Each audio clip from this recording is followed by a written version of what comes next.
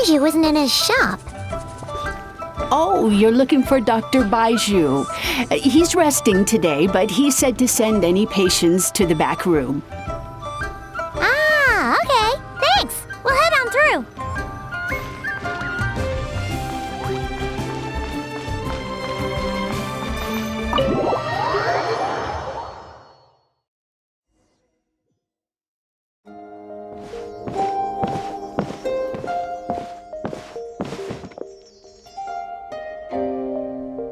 Traveler, Paimon, welcome. What can I do for you? It's the Traveler. He looks absolutely beat these days. He has these huge dark circles around his eyes, like he hasn't slept a wink. And he keeps spacing out. You have to call his name several times before he snaps out of it. What do you think it is? Is he sick?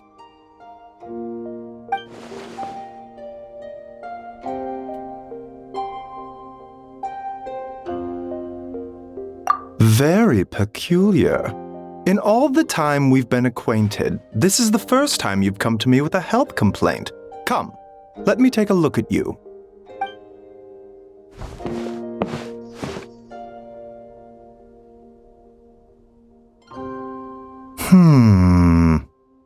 Okay, Paimon does not like that expression, Baiju.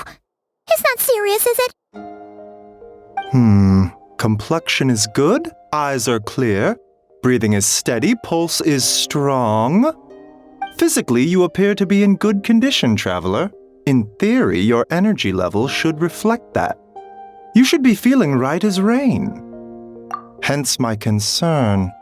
A clean bill of health is usually a good thing, but in this case, it likely means your situation is more complicated. Physical illnesses come with detectable symptoms that can be used to diagnose, medicate, and cure the condition. But afflictions of a non-physical nature, they fall outside a doctor's realm of expertise. Huh?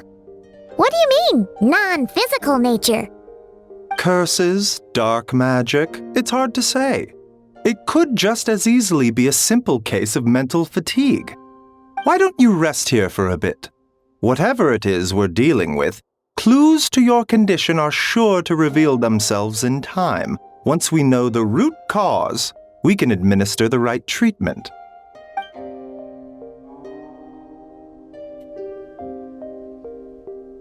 In the meantime, Changsheng and I will review the relevant literature for afflictions that present with mental fatigue.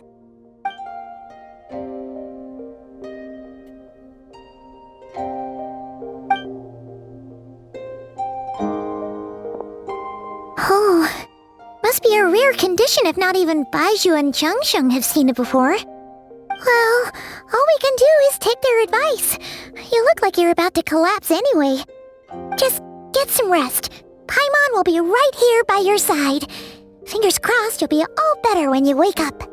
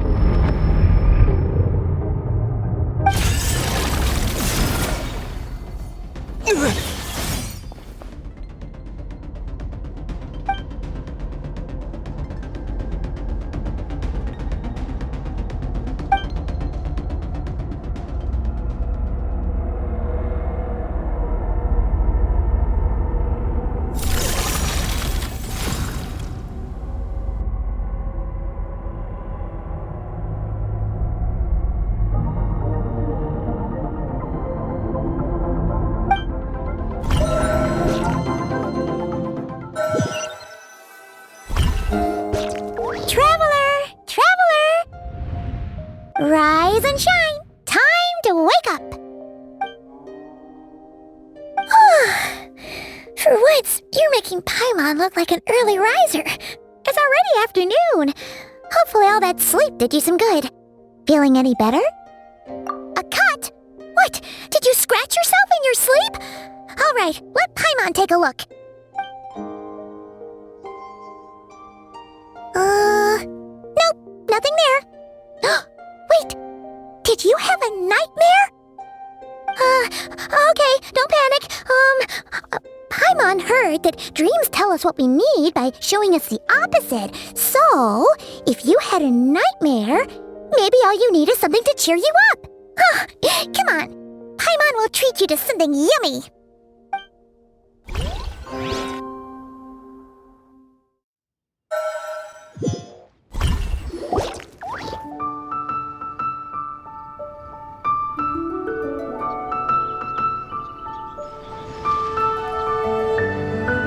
What?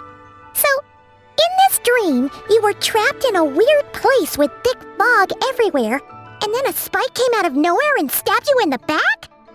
Oh. Okay, well, that's a new one. Are you sure it was a dream?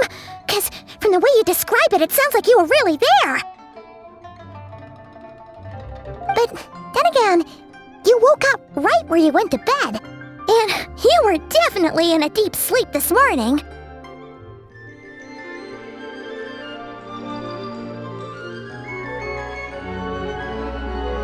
Then, it's decided. Paimon will stay up and watch over you tonight. If anyone tries to mess with you, Paimon will beat him up. Or, wake you up first and then we can beat him up together.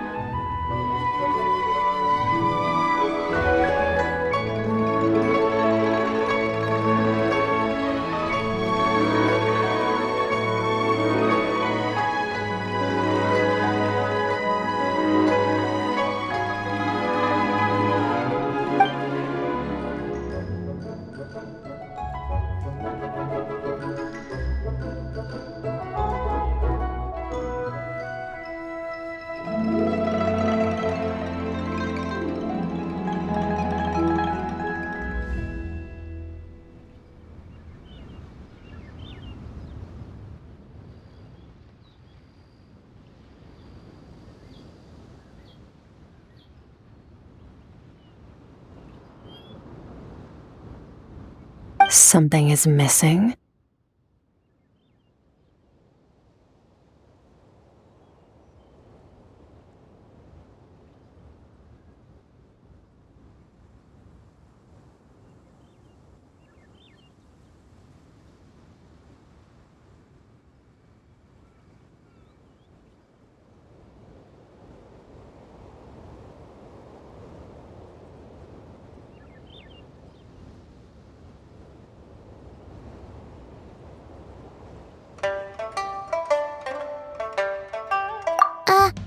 Did you just say something? The flesh remains whole, but the soul is incomplete. Left unresolved, the mind will wither away along with it. Ah! What the? Wait! Paimon remembers you! Your child's master! Skirk? Right! What are you doing here? The last time we saw you was at the Primordial Sea in Fontaine, right?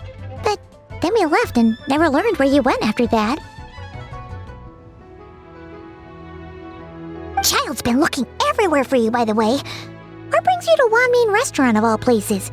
You came here looking for us? And were you the one behind that hocus pocus just now?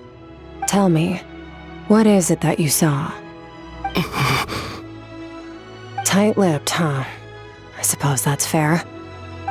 You, I'll take a glass of wine. Hmm? Oh, of course! Coming right up. We make this one in-house. It's not too strong. Enjoy. Chef Mao, I'll take a grilled tigerfish over here. Coming right up. If I knew we'd be this busy, I wouldn't have approved Shenhe's vacation. At the end of the day, what happens to you is of little consequence to me. I'm not here to try and win you over. Trust me or not, the choice is yours. If you want my help, now's the time to speak up. You have until I finish my drink.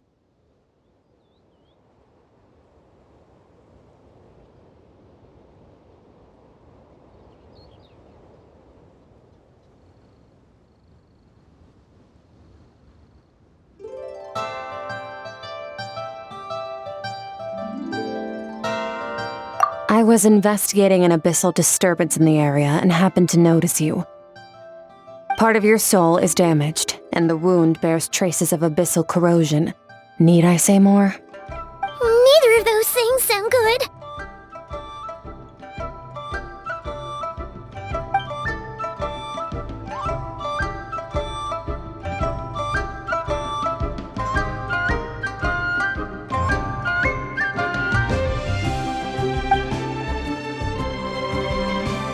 Well, should we trust her?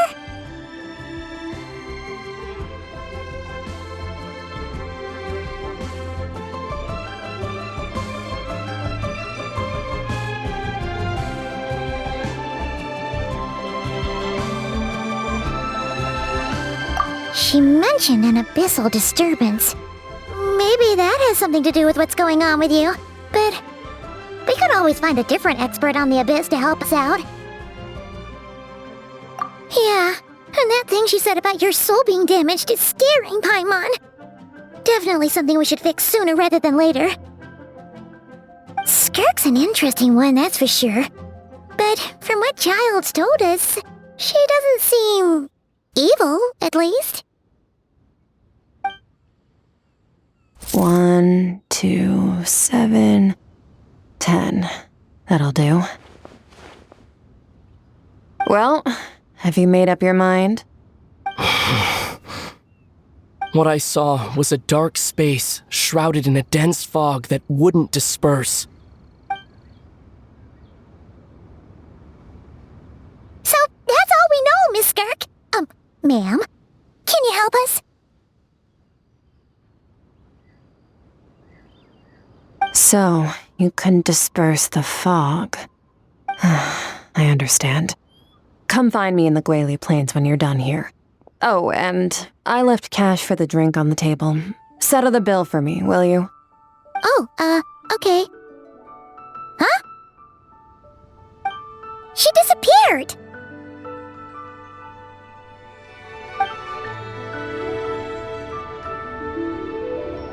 Wait, hold on. You overpaid.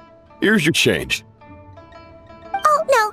This includes the drink, so it should be the right amount. I didn't think you two ordered a drink. We didn't. It was that lady who came and sat with us, remember? You brought it out to her yourself. You sure? I could have sworn there were only 2 of you at that table. What? What'd you put in their dish, Chef Mao? Some kind of hallucinogenic mushroom? You got them seeing things. Seeing things? Wait, so neither of you noticed her? Young lady? About this tall, wearing a purple dress? She ordered a glass of wine!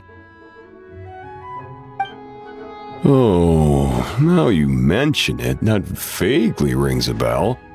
And it looks like I did open the wine jar, so it must have just slipped my mind. In any case, that settles your bill. Come again soon.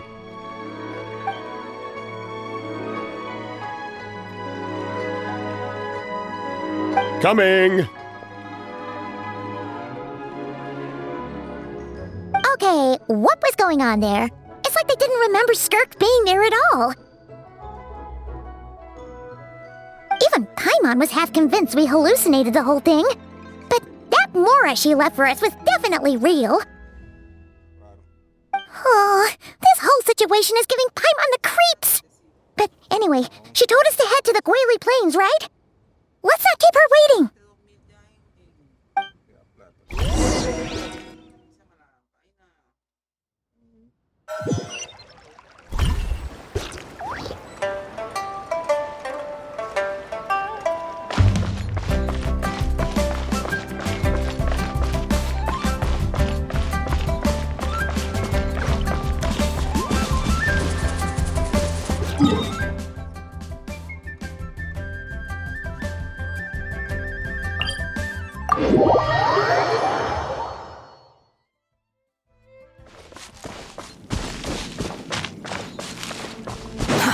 Too slow. Quit following me.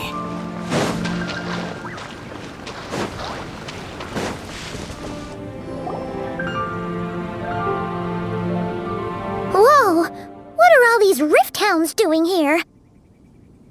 Huh. Looks like they're collecting something. Let's go check it out.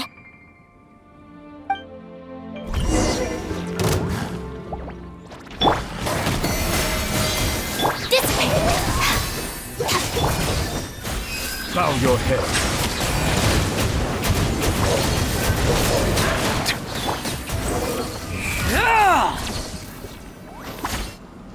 So, this is what they were collecting. It looks yeah.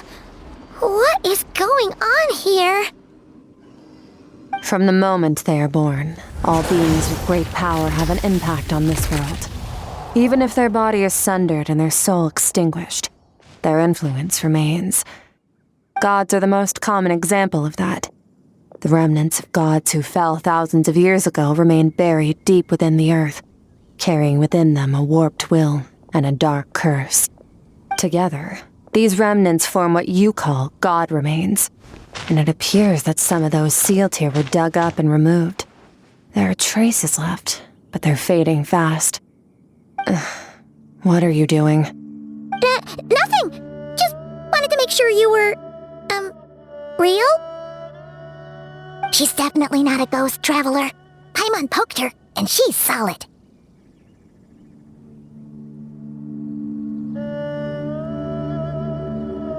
Your life hangs in the balance, and that's what you're fixated on? Strange set of priorities. It was just a trick to avoid being perceived. If someone notices me, those memories are erased. Simple as that. Unlike you, I have no desire to establish a connection with the world. The weak and the lowly have no right to remember me. They're lucky they only have a few missing memories to show for it. Now, can we please get back on track? Okay. Where were we? Right. The god remains. So, basically, there's now less of them here than there used to be, right? Isn't that a good thing? In our experience, god remains are 100% bad news. A lot of terrible things have happened because of them. Maybe it's a good thing by human standards, but power doesn't come from nothing, and it doesn't just disappear for no reason. The remains aren't just gone. They were taken. Very clever, traveler. You aren't the only one who had something taken from you. There are victims like you everywhere. The only difference being, you can speak, and the remains cannot, so it went unnoticed. Something similar happened in Sumeru.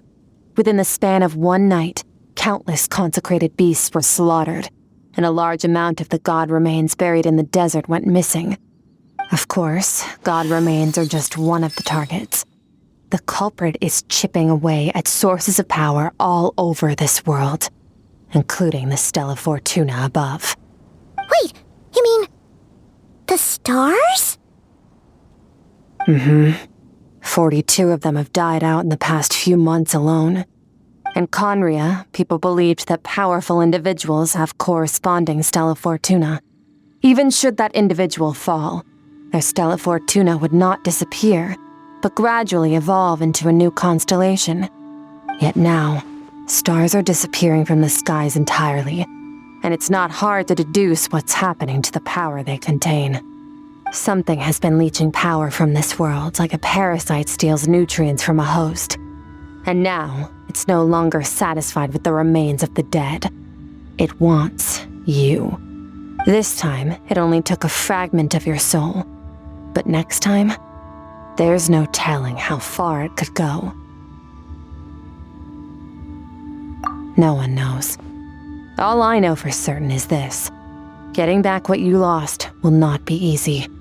Considering how much power this entity has stolen, it must be a god-level being by now at least. But that's not the real concern. Souls are fragile things, and yours could easily be crushed if you go up against it. So you're gonna help us, right? We're going to help each other. You are my ticket to uncovering this thing's true identity. Well, great! You seem super strong and you know a lot about the Abyss, so Paimon will take it. Don't get all mushy on me. All I'm doing is helping you get back to normal after a sudden crisis. And I should warn you, getting mixed up with me can have unforeseen consequences. We're on very different journeys. You don't want to be in my debt, trust me. You help me uncover the truth behind this entity, and I'll help you recover what you lost. This is a transaction, that's all. You would do well to remember that. Now, come along. Yeesh! You'd think she'd be a little friendlier since she's agreed to help us. But nope, she's just like when we met her in the primordial sea. So cold. Well, whatever. If that's how it's gonna be, then she doesn't deserve our friendship. What she does deserve is a super embarrassing nickname. Ah, Paimon's got it. Frosty the Lavender Melon. Serves that Ice Queen right. Anyway, the important thing is that we get that piece of your soul back. So, let's follow her and see what sort of plan she's got.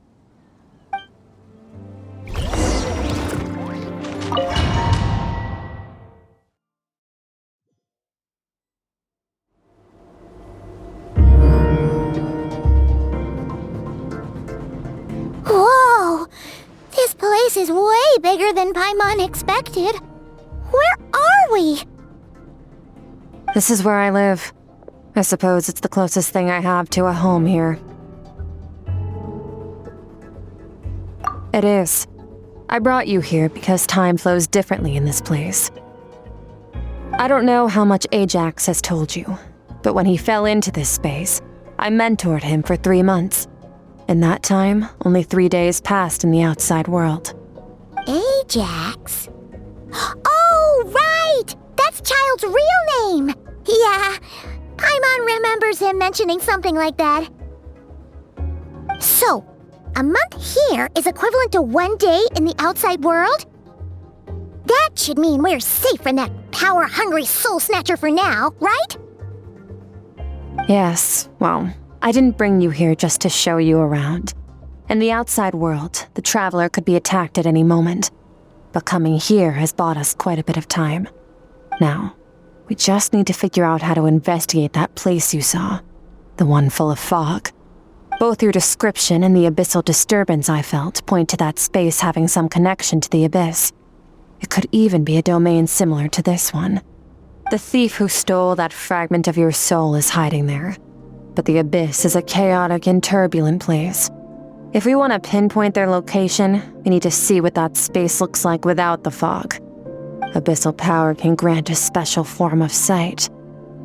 Have you ever wielded abyssal power before?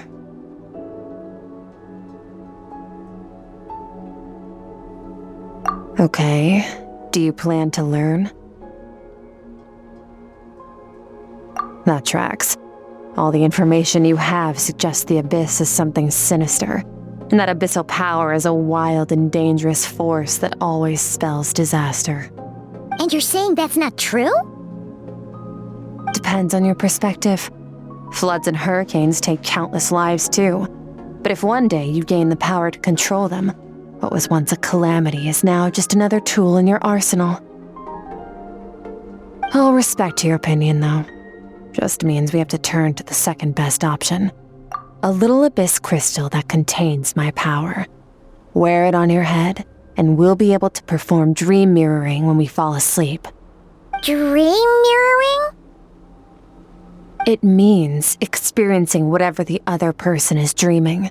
everything they see, think, and feel. Since you haven't studied the art of using abyssal power and have no plans to jump in the deep end right now, I'll have to do the investigating for you. With dream mirroring, every time you slip into a deep sleep, I'll see with my own eyes whatever scene plays out in your mind. Then, I can guide you through the dream environment, and we'll take back what was stolen from you. You make it sound so simple. Tough to say. This is an unprecedented situation for both of us. Even assuming we do manage to find where this entity is hiding, like I said, getting your soul fragment back won't be easy. To play it safe, I need to give you some special training first. Wait, you're gonna teach him some of your martial arts? Does that mean the next time we see Child, we have to treat him like our senior? Do as you want. For my part, I don't see you as my disciples. You're already a pretty good fighter. All I'm planning to do is build on your current skills and train you for the specific scenarios that I think we might face. But that's enough talk. If you're ready to do this, then come with me. Time might be more lenient here, but that's no excuse to waste it. She moves fast. Paimon can hardly keep up with her. So, special training, huh? Kind of a rare opportunity. With your skills, there's not a lot of people qualified to train you. The last time something like this happened was probably anti-Raiden Shogun training, right? Feels like a lifetime ago. Skirk seems pretty strong too, though. Remember how she said that the all-devouring narwhal was just her master's pet? Maybe we really will learn something here.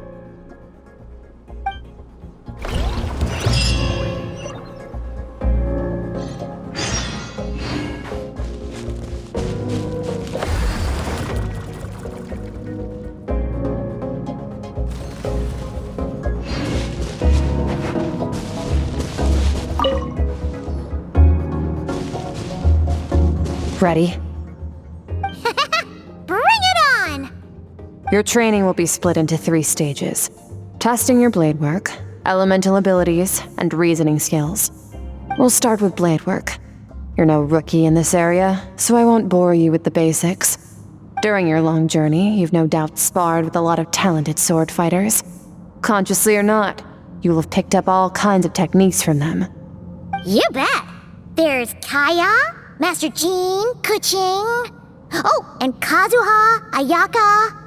Yeah, we've met sword masters like you in every nation we've been through. You sparred with a bunch of them too, right? Nice to know it's all gonna come in handy now. Don't get too smug.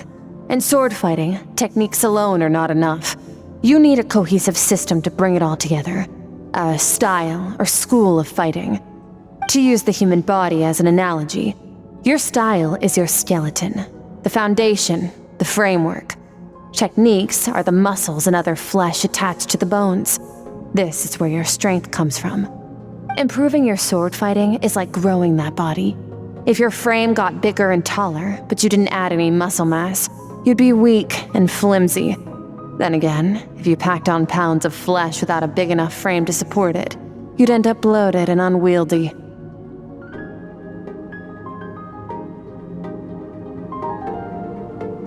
You need to do some introspection. Take a good, hard look at your past experiences and figure out which parts of what you've learned are just techniques, and which parts can be used to form your own system of blade work.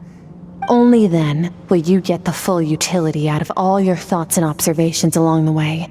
Only then will every strike you deliver make perfect sense. Wait, is that it? Paimon thought you were gonna teach him some cool new moves. Like when you went swoosh and opened a tunnel to another place. One day, you'll reach a new level of power where you realize that even that's as basic a trick as any other.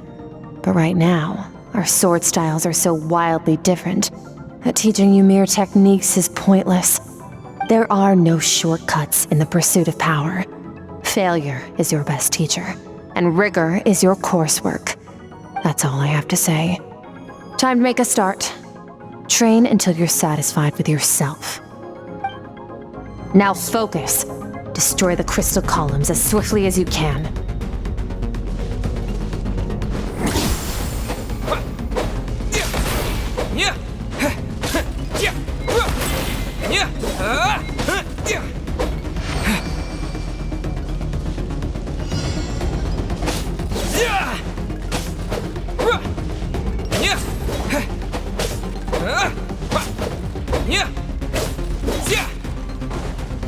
Oh, this is making Paimon's head spin. Hang in there, traveler!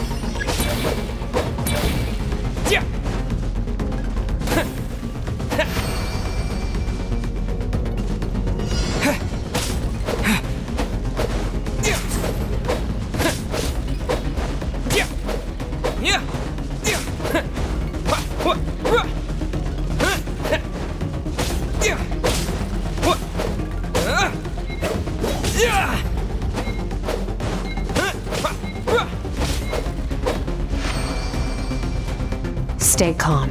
Use your head. You have to keep it together.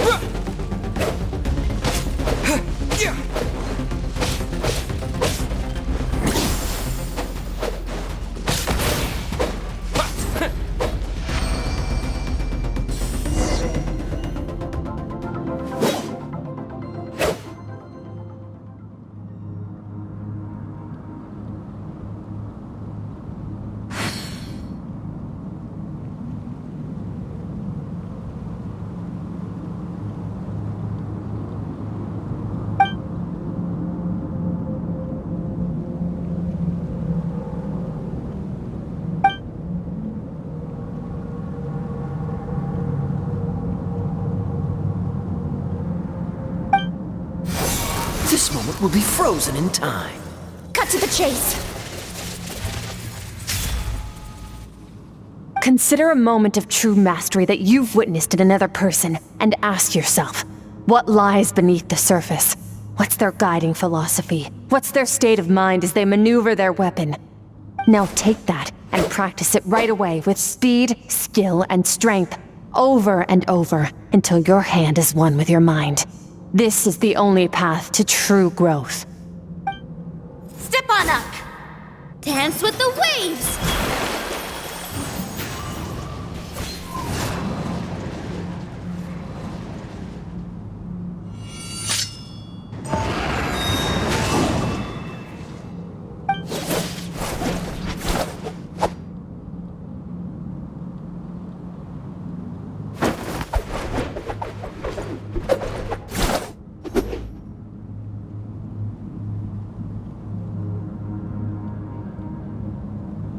If you start to tire, empty your mind, but do not stop. Stay in that frame of mind as you keep up the fight. Get rid of all redundant movements. Imagine your sword is an extension of your own body. Wield it just as you wield your arms, hands, and fingers. 'Twas on a deserted, moonlit night that the hero approached the vile dragon's limpid lair. Ring cutter! Feathers fleeting wet, the white heron treads water, a sight without flaw. Master of Inazuma Kamisato art Tachijutsu.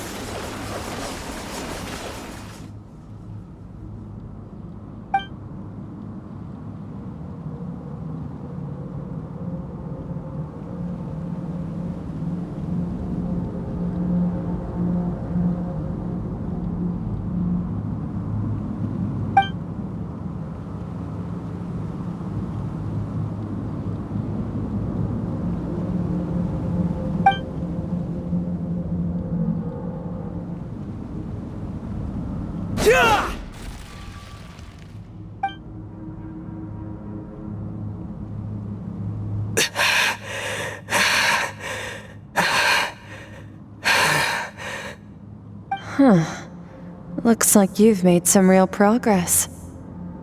That concludes your training session. Awesome! Paimon knew you could do it! How do you feel?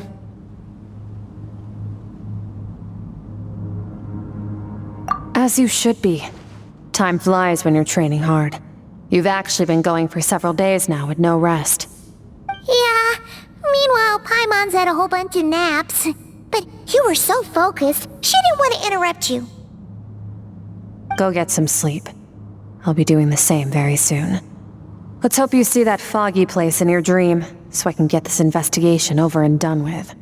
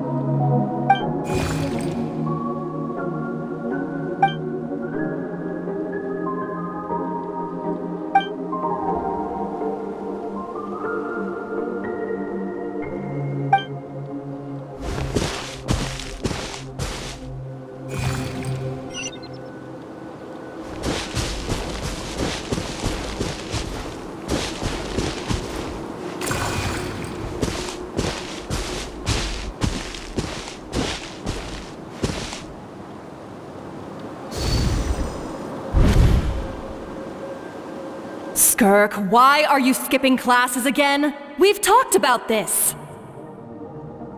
'Cause he's a crabby old man, and he's a boring old man. I don't like going to his classes. Excuse me! You shouldn't talk about your teacher like that! It's very disrespectful! All right, let's not get into a big fight about this. Skirk's learned what she needs. There's no point forcing her to sit through more classes if she doesn't want to be there. But I'd still love to hear about what you got up to yesterday. Why don't you tell your dad all about it? I went diving and I saw this huge fish. I never knew they could get that big. It looked kind of dumb though with that stupid big fat head. I tried to shake its fin, but it just spat water at me. Oh, and today I'm gonna go to that prairie up north. There's supposed to be this giant bird there that can spit fire.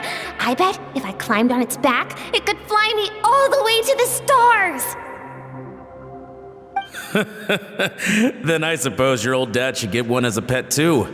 Otherwise, how are you gonna hear me call you for dinner up there in the stars? When it's time to eat, I'll come back on my own, Zilly. Anyway, gotta go. Bye, Mom. Bye, Dad. Wait! Put on a coat at least, you'll catch a cold! I'm talking to you, young lady! You spoil that child, you know.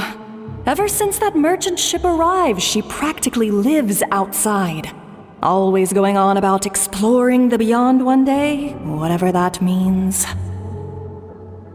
Ah, let the kid do what makes her happy.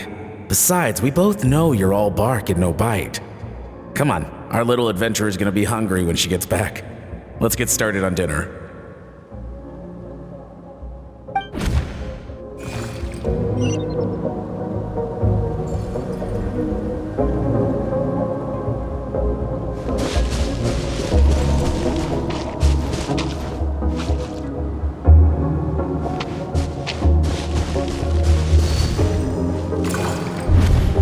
The stars shimmer high above. But what lies beyond the stars? Mountains as far as the eye can see? An endless snowy plain? Or maybe buildings taller than the sky, like the people from the merchant ship said? I can't be the only one asking these questions. The universe is fascinating. If only I could meet some other people like me. We could set sail together and explore every corner of the world. I'm sick of being a kid.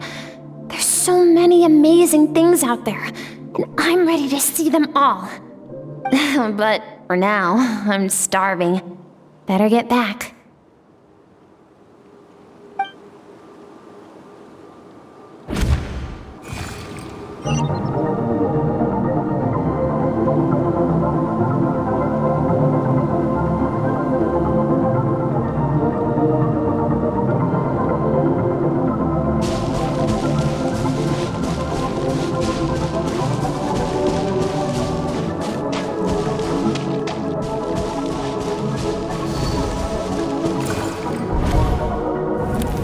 Don't let a single one of them get away!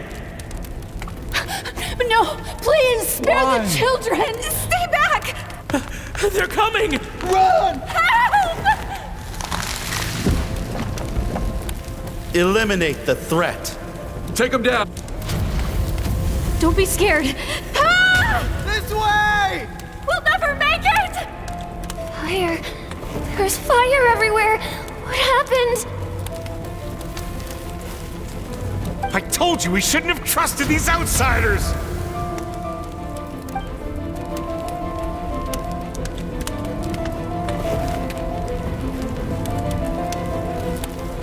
Why are you doing this? What did we do to deserve this? We welcomed you with our finest food and drink, showed you the best our home has to offer, gifted you cloth dyed by our own hands. And this is how you treat us? Run! Save yourselves! Captain, Zone 3 is clear and we have Zone 2 surrounded. Begin extermination. Remember the orders from upper command. No one is to be left alive. Rest assured, sir. We have enough munitions to annihilate these savages and burn their entire civilization to the ground. Good. The only ones who put up a real fight are that man and his wife, correct? What's their status? We shot the man in the ankles and the wife broke her wrist attempting to fight back. They won't be doing much more fighting. They're holed up in their home for now, but they won't last long. To prevent them from making some kind of last stand, we're planning to clear out the other zones first so we can send a bigger squadron to surround them. Well, well. Turns out some of these beasts do know how to use their claws. Now the threat these savages pose will be undeniable. Let them cling to what's left of their lives for a little longer. Once the other zones are cleared, I'll cut off their heads myself.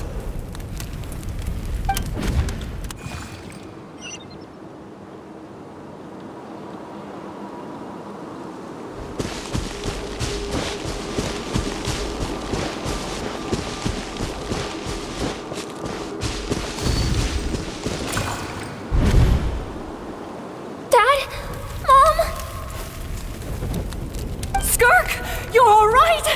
Thank heavens! I'm so happy to see you, sweet girl.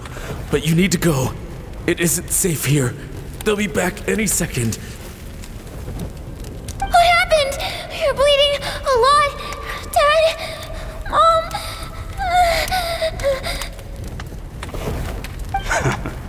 This is the place. Alert all units. Prepare to surround. Run, Skirk! Run as far away as you can! Don't trust anyone! Your dad and I, we're not afraid to stare death in the face, but we need you to survive. My clever girl, so curious. You're already so brave. I know you're going to grow up to be such a positive light in this world. Whenever you miss us, just play this song. Remember, life is a gift. Don't let darkness claim it. Break down the door! Look what we have here. A savage that can pluck a tune. Well, the show's over.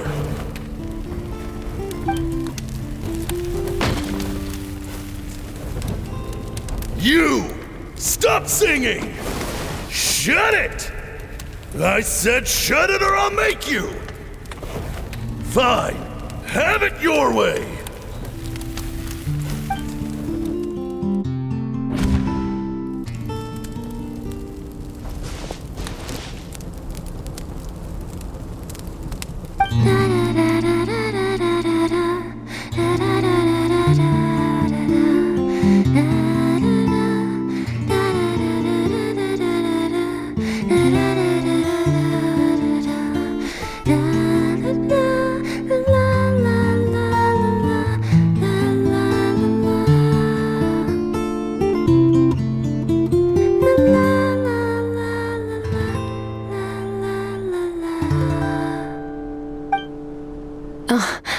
You're awake. I found a few clues while you were asleep, but it's only a start. Now, time for the second stage of your training. This time, the focus is elemental energy. Come find me when you're ready to begin.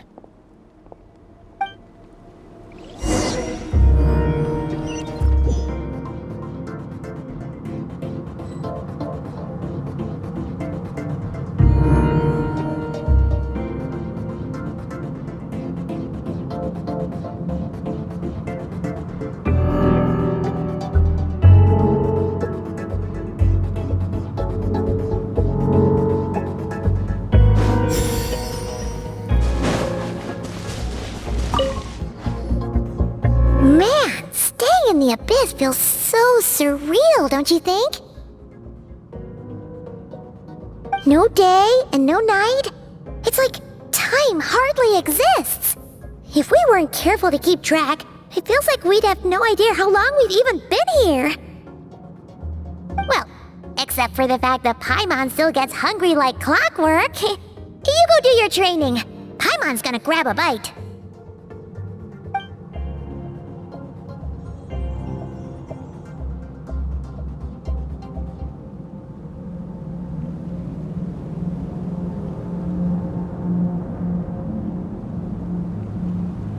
The way I see it, the pursuit of power is divided into 3 stages.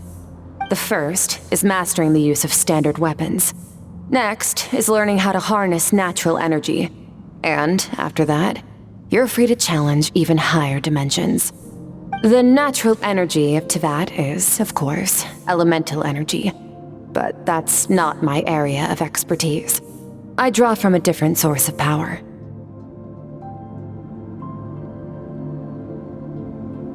Abyssal power, yes. Also known as the power of the Void Realm. My master, Sertologi, is a true expert in that area. After all, he was one of the group of 5 that infamously stole the all-encompassing power of the Abyss, an act for which the people of Conria gave them the epithet, the 5 Sinners. The elemental energy of Teyvat, on the other hand, is derived from the power of the Light Realm. These 2 forms of energy exist in direct opposition to each other. Suffice to say, there's not much I can teach you this time.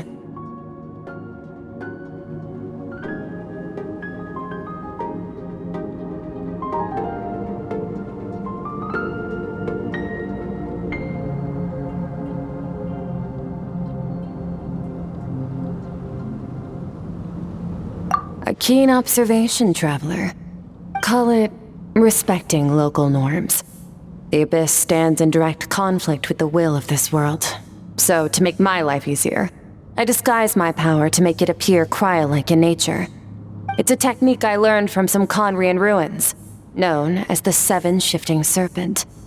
If you ever change your mind about delving into abyssal power, I can teach it to you. So I've heard. You seem to have a knack for removing abyssal power. But is purification really what's going on there?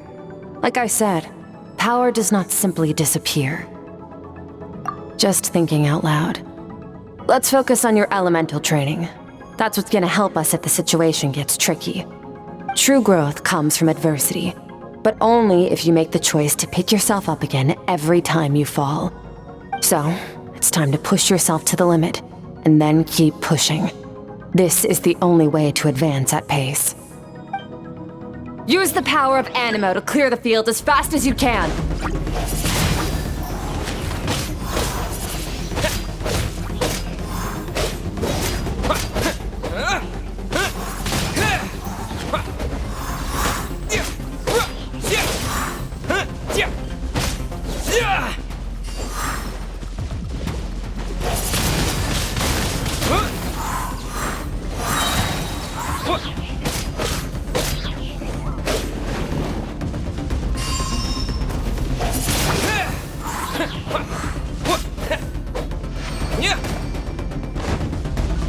Observe your surroundings. Look for things you can use to tilt the scales of success in your favor.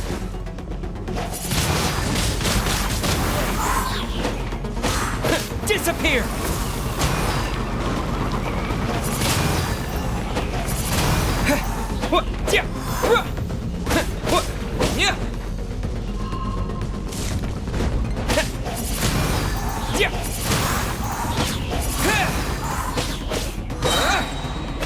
With the wind!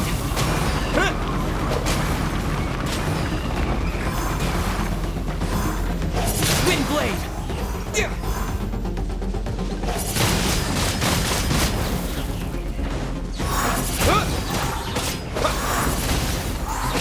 Wind blade!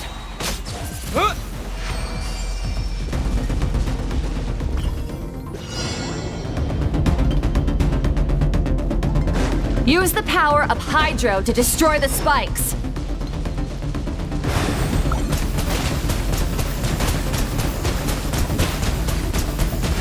Water jet!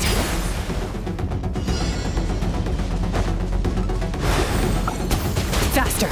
Don't give them a chance to strike you. You need to be quicker than you were in your dream. You can't afford another injury like that. Water jet!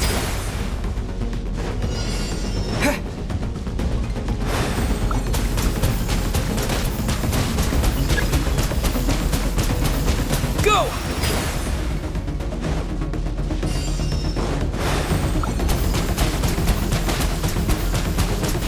Water jet!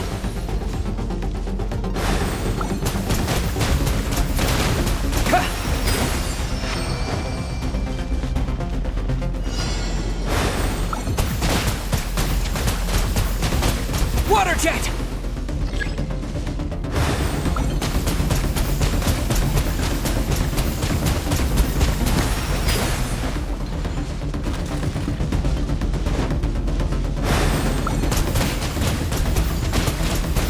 Go!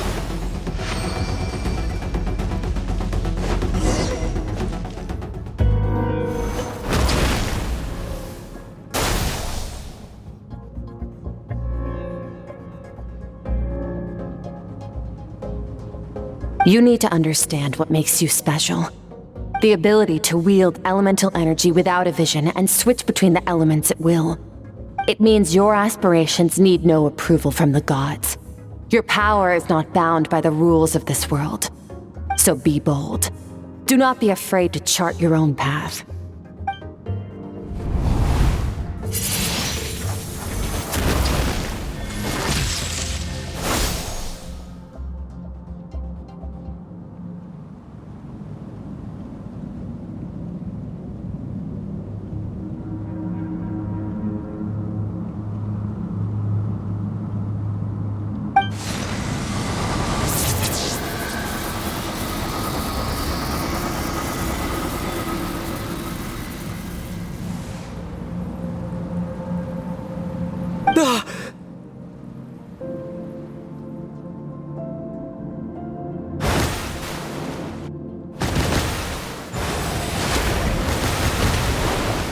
Very good.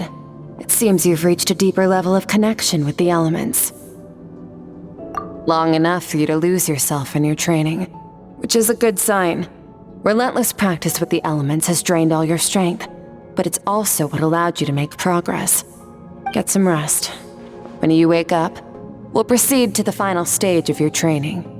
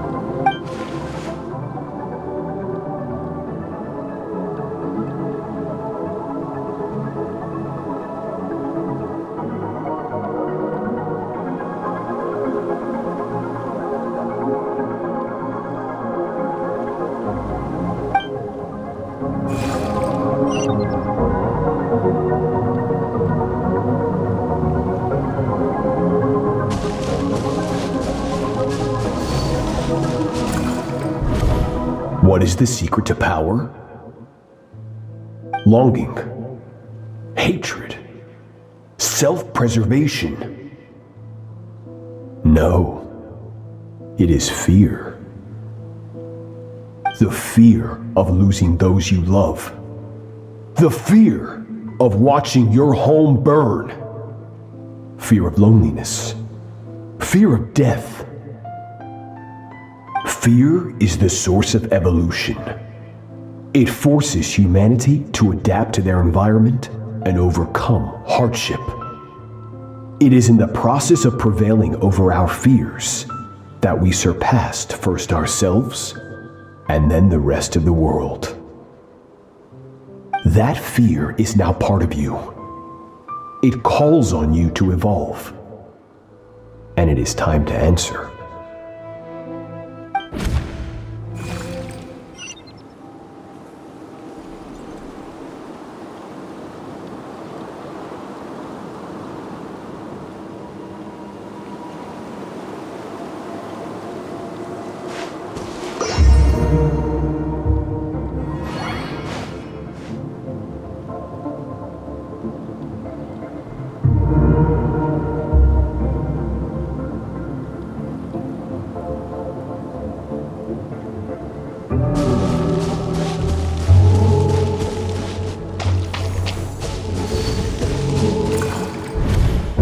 Any minute spent missing home is a minute wasted. Practice your sword work instead. Do not make me tell you twice. But, Master, I can barely lift the sword anymore. If I keep going, I feel like my wrist is going to break. So it has not broken yet. Then pick up your sword and keep practicing until it breaks. I want to hear the cracking and splintering of bone. After all, bones can always be reset.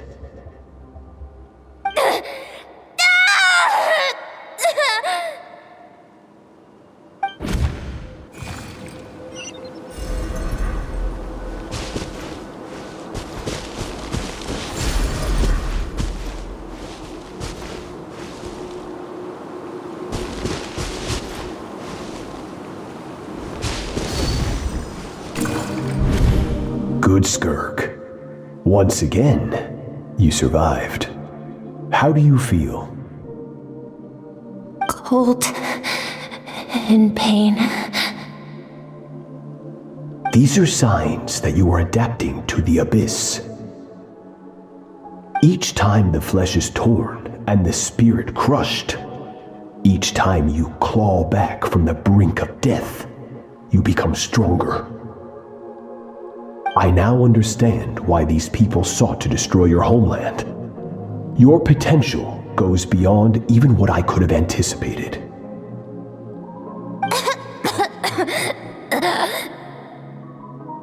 But you still have much to learn in your pursuit of strength. Your mind is rife with distractions. From now on, I shall show no mercy in your training. You must learn to shut out all the pointless emotion, crush the self that makes you weak, and become master over your physical form. Get up, Skirk. Wipe the blood off your face. Cut away the rotten parts of your flesh, and mend what is broken. Then take up your sword.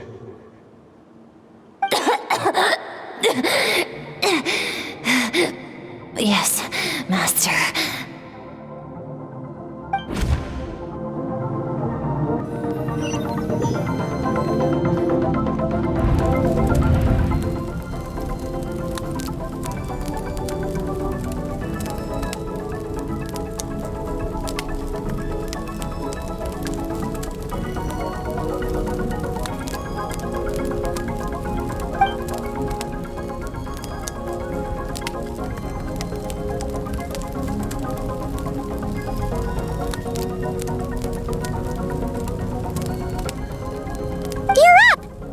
You got some good rest. Skirk said to tell you that she's ready to start the final stage of your training whenever you are. So, want to head over now? Or did you want to wait a little?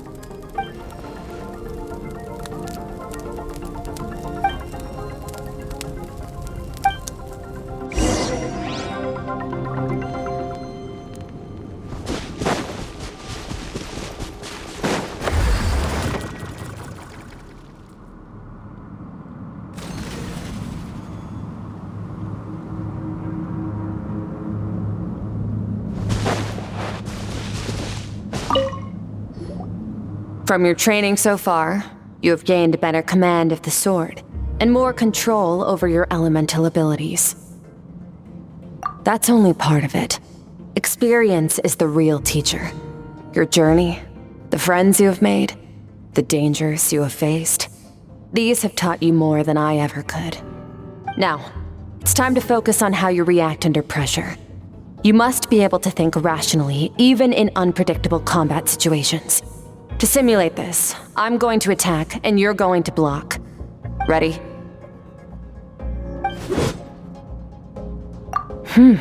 Not bad. That defensive stance looks near unbreakable. Just like your sister. Oh, that reminds me. You still don't know what happened to her, do you? Hey, no fair! That's cheating! You think every opponent has the same moral code as you? You can denounce their deplorable methods all you want, but only if you live to tell the tale. The dead don't get to complain. Strong emotions will always arise in combat. Anxiety, anger, fear. But a true warrior is never at their whim. Only when you are free from the influence of emotion can you make the right choice, no matter the situation. How amusing. Almost sounds like you think you know me. But you don't. You can choose your own path. We are not the same. Let's begin. Try to use reason over emotion. Make the most rational and advantageous decision in any given moment. This is your final training session. Look alive. Same drill as before, but this time I'm going to interfere. Hold your focus. Water jet!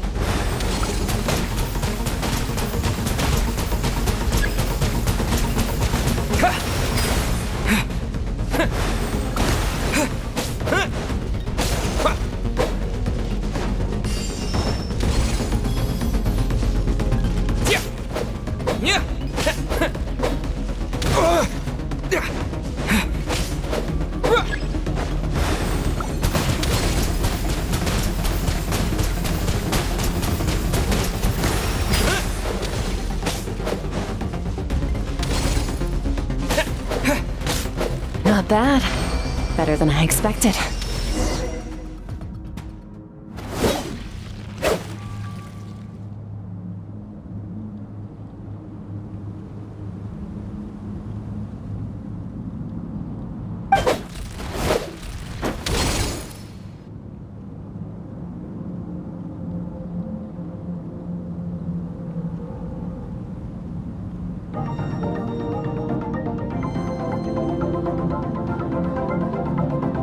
You're getting the hang of it. The first step to controlling your emotions is controlling your mind. You want a unified train of thought. It all comes down to focus.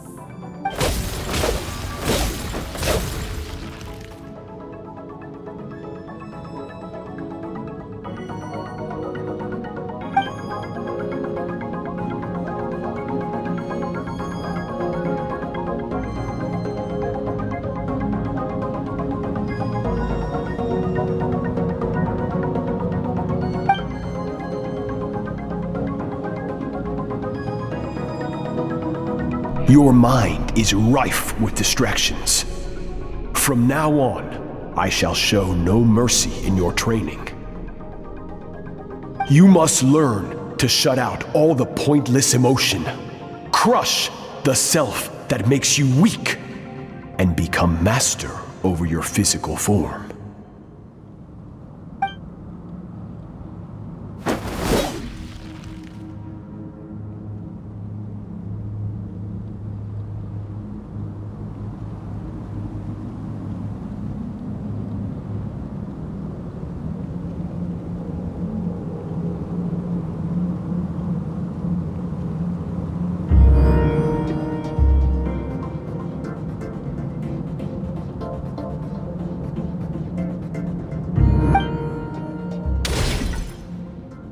Stop. Let's pause here. One look, and I can tell your mind has wandered. That's to be expected. There's a limit to how long a human being can concentrate on one thing. Staying calm and focused sounds simple in theory, but in practice, it's more demanding than sword work or elemental abilities.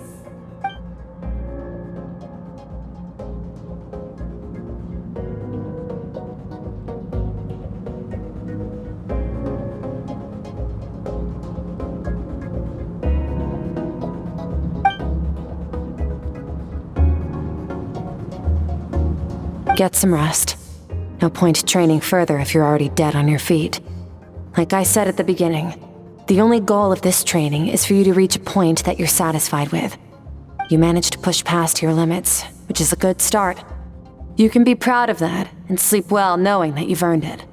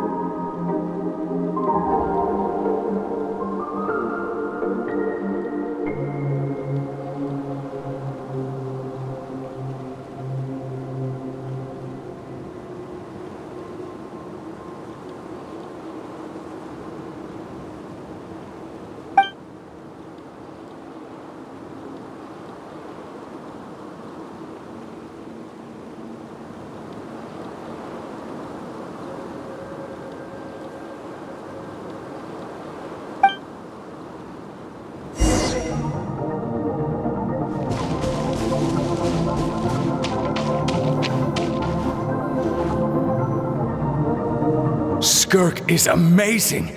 She faced down that terrifying giant and cut its head clean off. Oh, she got hurt though, didn't she? I heard it was pretty bad. Yeah, well, that's a given. But the moment she was on the mend, she got right back to practicing her sword work. I heard Master suffered a grave injury once too. Lost an arm and a leg and still came back stronger than ever. Skirk's becoming more like him by the day. Incredible! I wonder if I'll ever reach their level. They're always so resolute, so unshakable.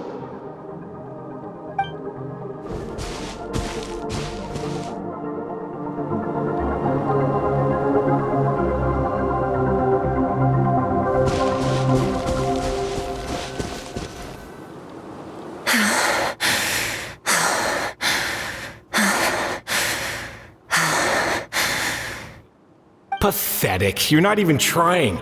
You're so much weaker than you think. Skirk, have you become a positive light in this world?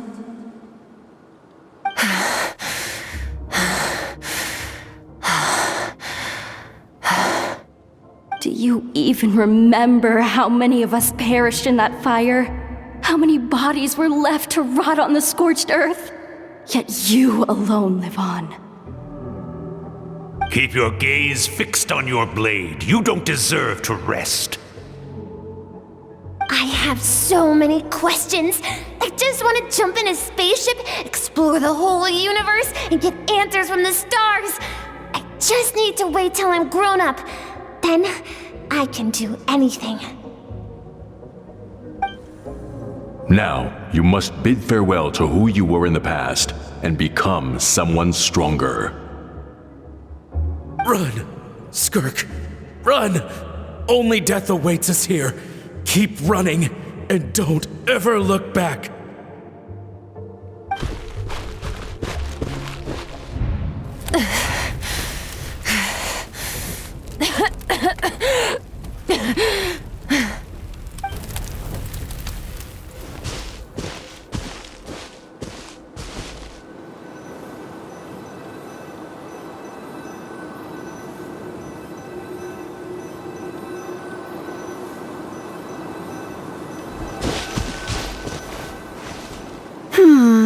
Let's see here.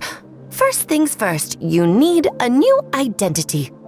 Going around telling people you're from somewhere beyond the stars won't do, now will it? How about saying, you hail from beneath the earth instead? As the Conrian saying goes, venturing out into the universe and down into the abyss are the same in that both are braving the dark unknown. Well, I'm a visitor on this planet, so I'll follow the rules. Ah, splendid. That saves me quite a bit of trouble. Let me offer you a piece of advice in return, although it might not be what you want to hear.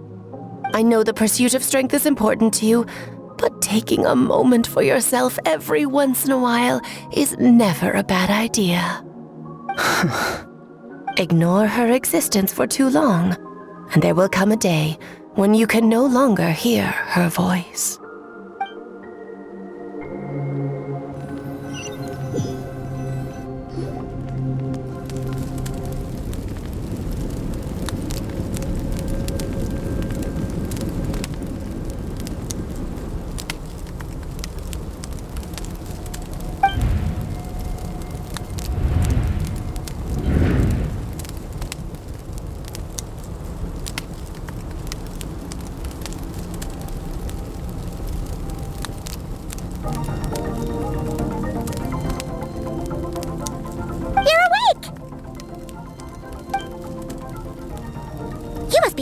Right? Ta-da! A barbecue feast just for you!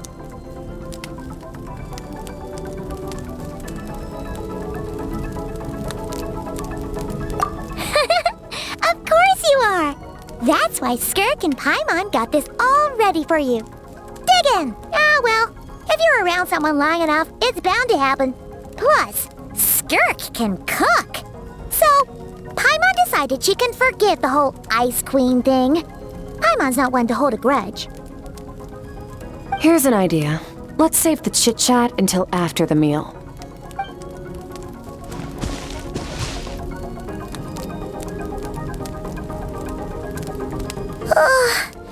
So full. Okay, it's Paimon's turn to sleep now. Wake her up when it's time to go.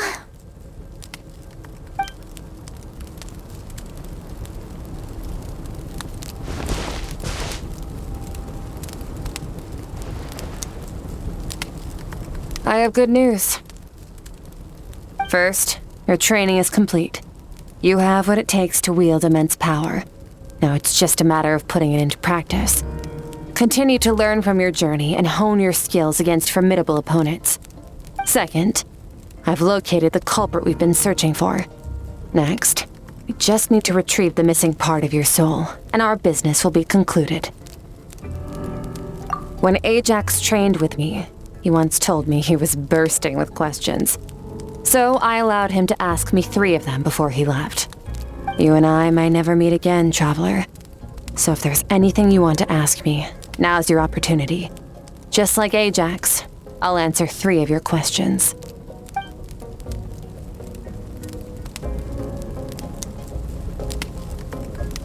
Are you really from Tavad? Okay, not the angle I was expecting. What makes you ask that? I'm sorry I didn't tell you earlier, but while we were dream mirroring, I think I saw your memories.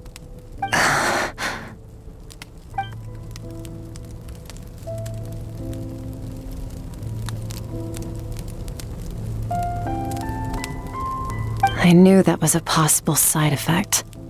Closed off my mind to you for that exact reason. Even with the dream mirroring, you should have seen nothing but endless darkness.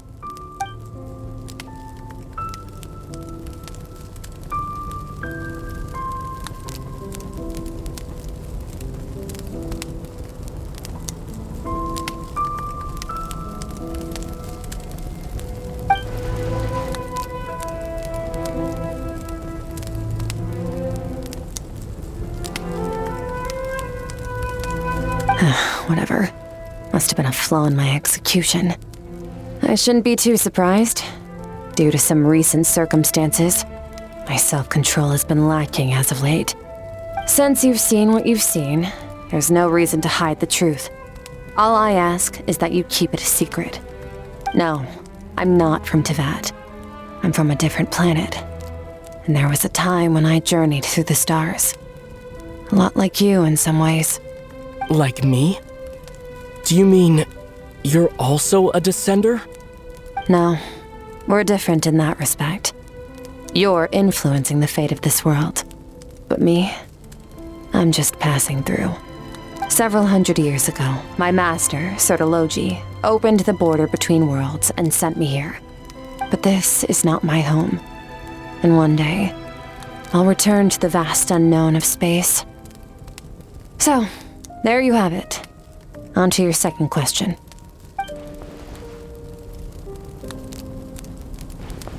What is your goal in coming here? To become stronger. For certain reasons, I need to bridge the power gap between me and my master as quickly as possible. But first, I need to understand the source of his strength. To do that, I need to follow in his footsteps, walk the path he once walked. And somewhere along the way, I'll find out how to defeat him. That is my sole focus and purpose. Okay. You have one question remaining.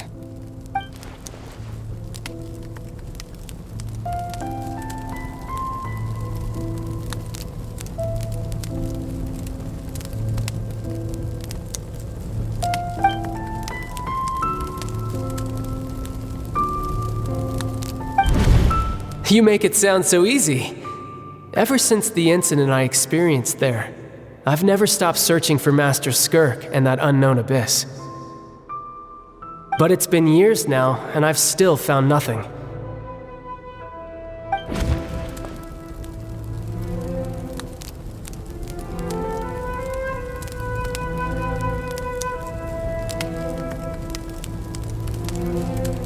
Well, your last question? You know Child is looking for you, right? Are you going to let him see you? Ajax. His situation is different than yours. Before you ever crossed paths with me, you'd already encountered many formidable people, studied their techniques, and developed your own skill set. So, during your training, all I had to do was build upon that foundation. But Ajax was so young when he came to me. A complete blank canvas. Children can't help but imitate their role models. In the long run, that would only hinder his growth. Once Ajax has enough strength in his own right, I will allow us to meet again. Until then, let that motivate him to reach his full potential.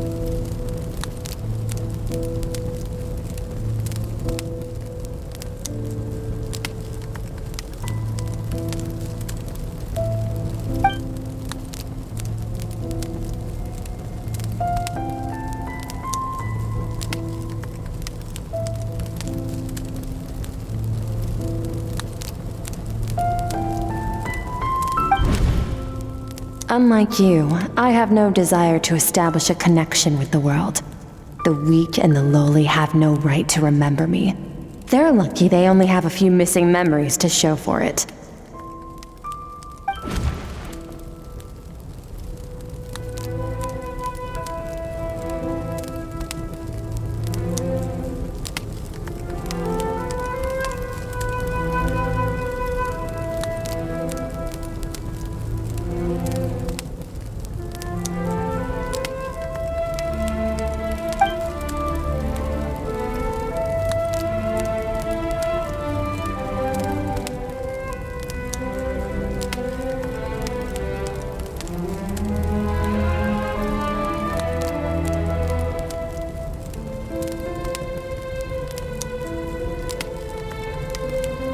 Wake up your companion.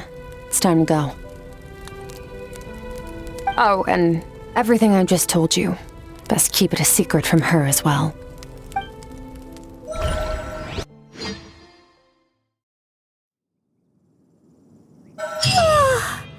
Time to go. Oh, finally. Where are we headed?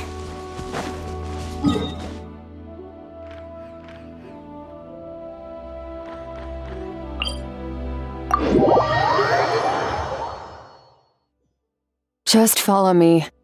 I'll open an abyssal rift close to the culprit's location. It will take us to where he's hiding.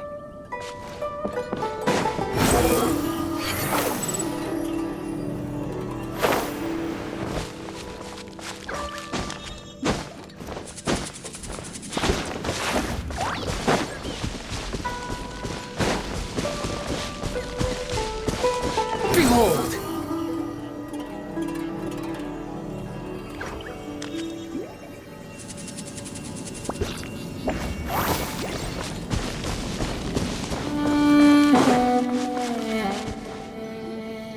Wait! This is near the chasm, right? Yes. If we enter from here, we'll be able to reach that place from your dream. You have some experience with abyssal domains by now, but still, this is someone else's territory.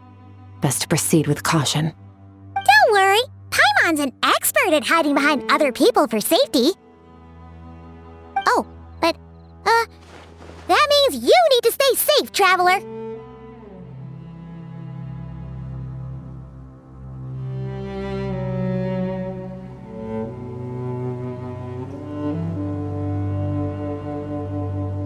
All right. Remember your training. Time to put it to use.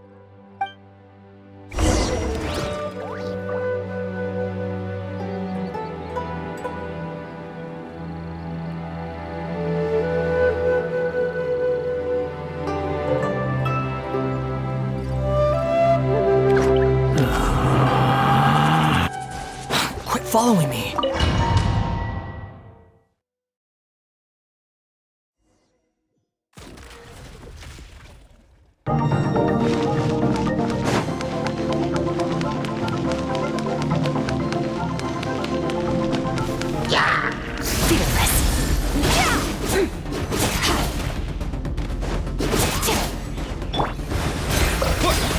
Bombs away!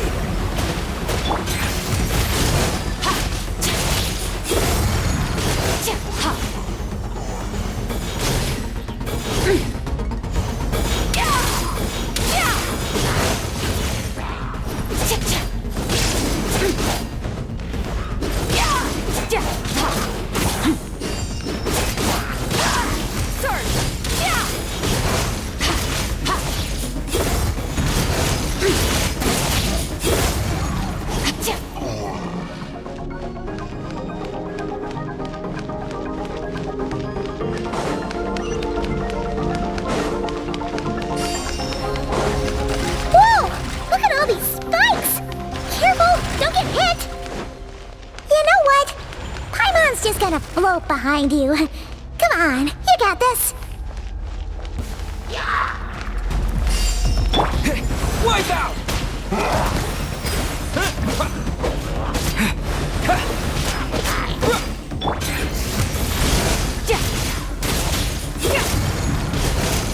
Hey, what are you two doing here?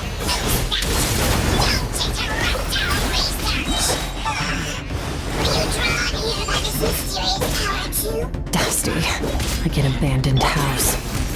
Let's press on.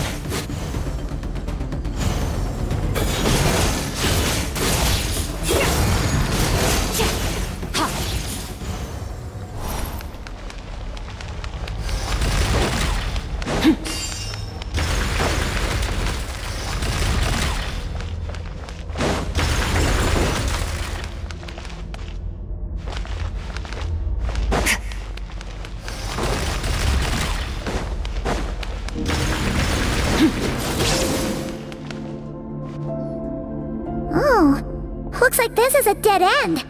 Did we make it to his hiding place? Ugh! This fog is making it impossible to see anything! This should be the place where you were attacked, Traveler. The missing part of your soul should be nearby. Can you sense where it is?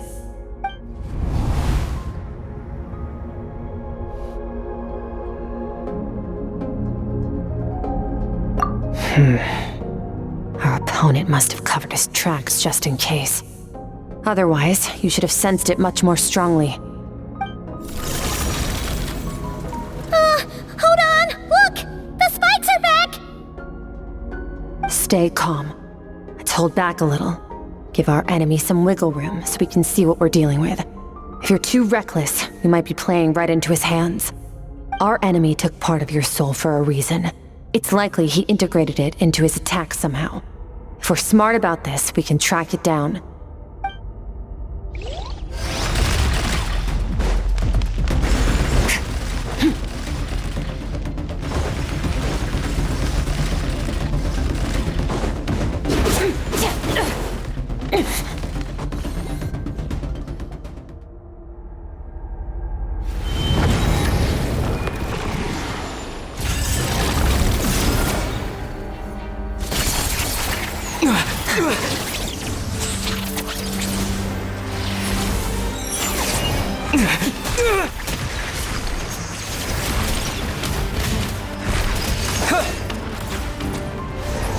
From the start, the attacks have been focused on me.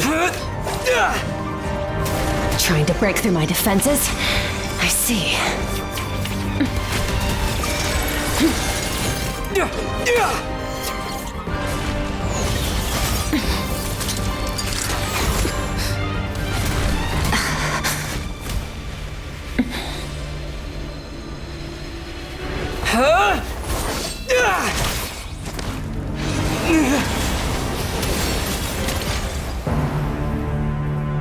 You alright? That thing was...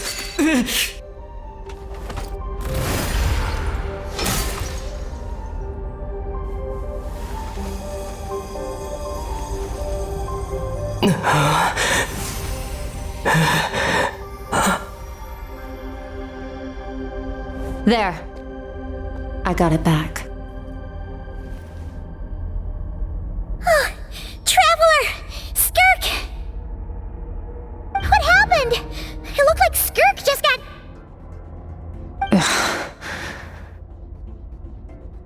In the Guili Plains, you asked me why this enemy chose you as his target. Now, the answer is clear. It's not just the fact that your strength is impressive. It's also because of your ability to, as you put it, purify abyssal power. Whatever that actually means. The fact is, that ability allowed him to do something that should have been completely impossible. Namely, break through my defenses and steal my power.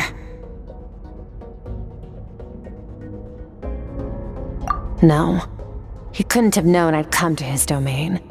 He only stole your soul fragment because he knew the value of its power.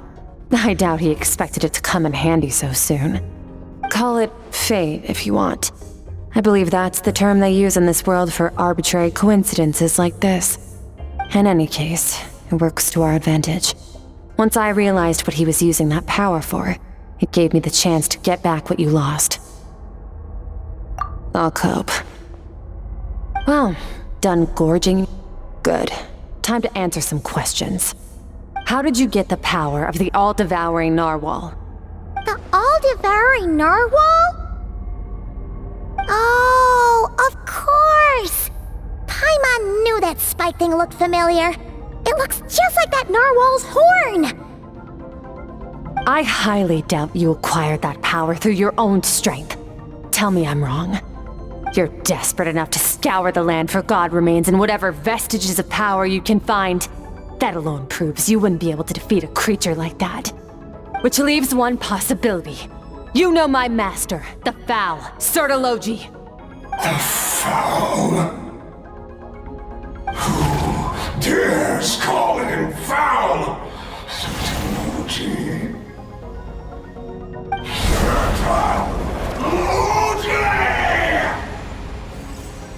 What's wrong? Bit off more power than you can chew? You're struggling to hold a basic conversation. Just a little longer. I'm still...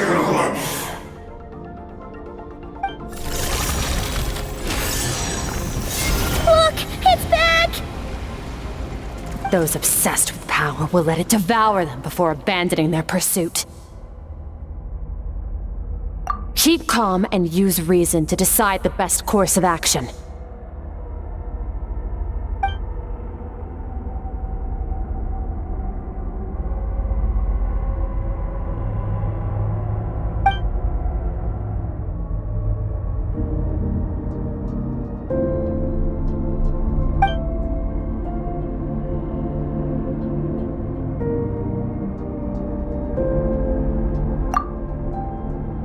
Wise decision. Final victory doesn't always come after a single battle. You've got your soul fragment back, so we both got what we came for. Let the enemy draw breath while he can. It won't be for long. Get us out of here, Traveler. You'll need to lead the way this time.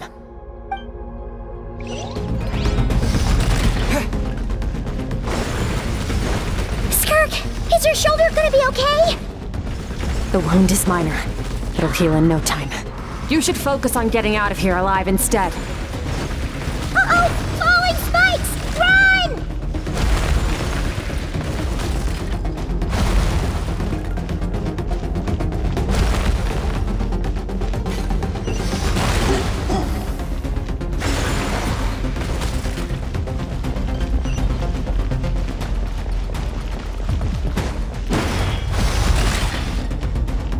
Watch out! Looks like this place is about to collapse!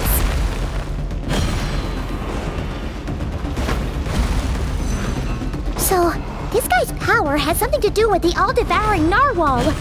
Did you know that all along, Skirk? I had my suspicions. That's why I decided to investigate in the first place. But suspicions only get you so far.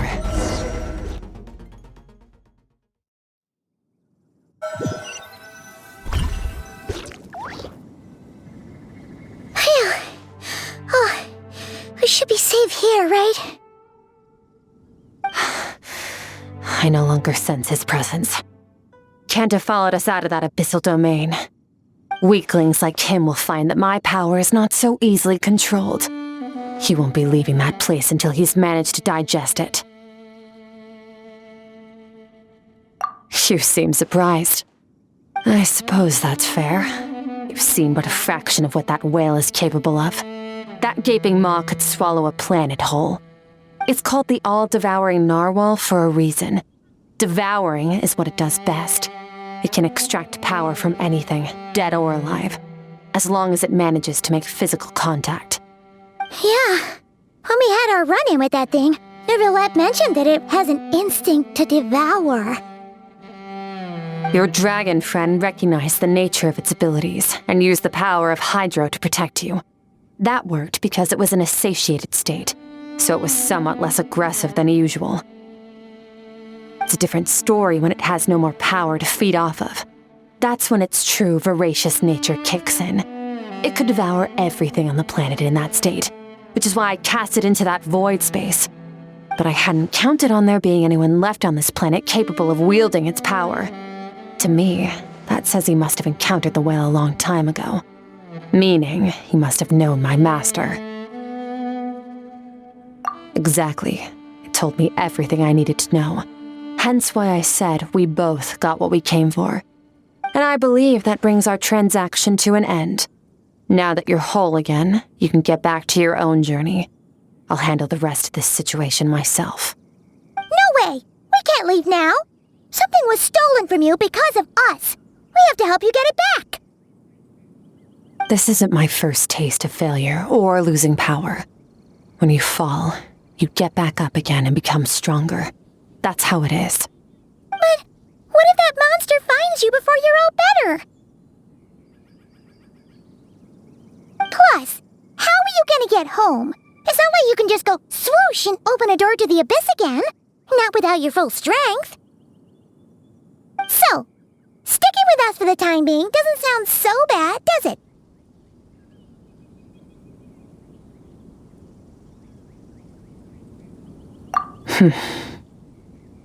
Fair enough. Then take this.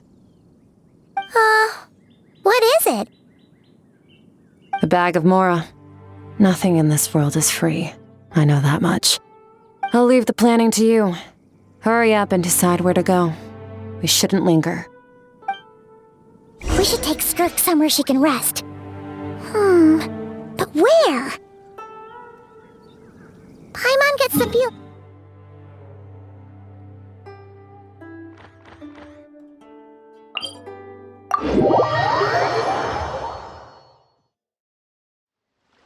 The wind rises.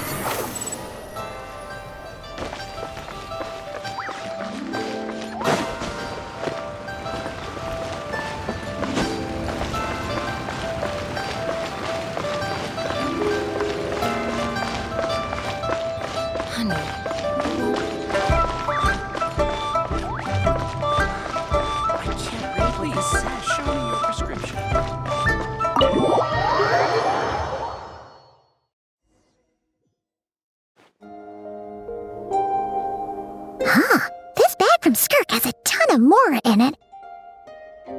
Does she have a job or something? Wait, no. After what we saw at Wamin Restaurant, that seems impossible.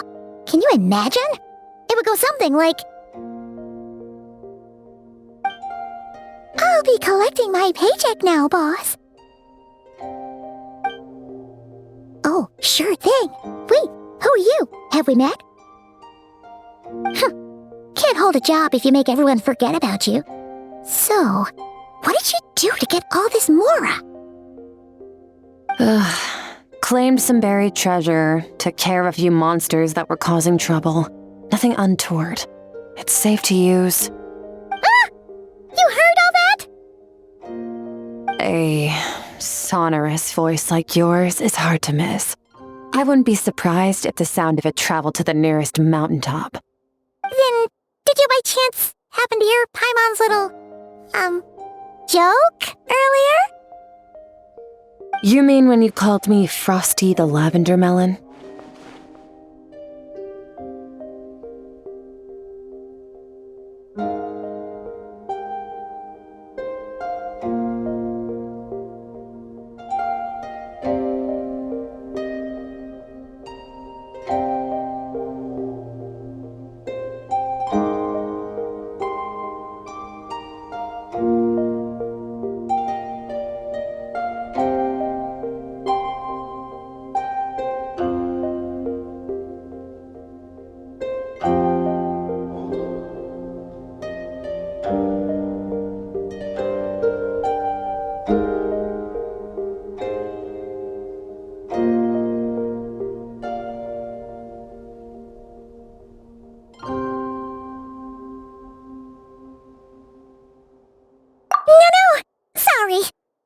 Totally misspoke just now. She didn't say that at all. It was, a Paimon lookalike. Yeah, she's a piece of work, that one. Always impersonating Paimon and giving people weird nicknames. Okay, fine. The truth is, Paimon didn't like you all that much at the start. But things are different now. You helped the Traveler in a big way, so... What do you say? Friends?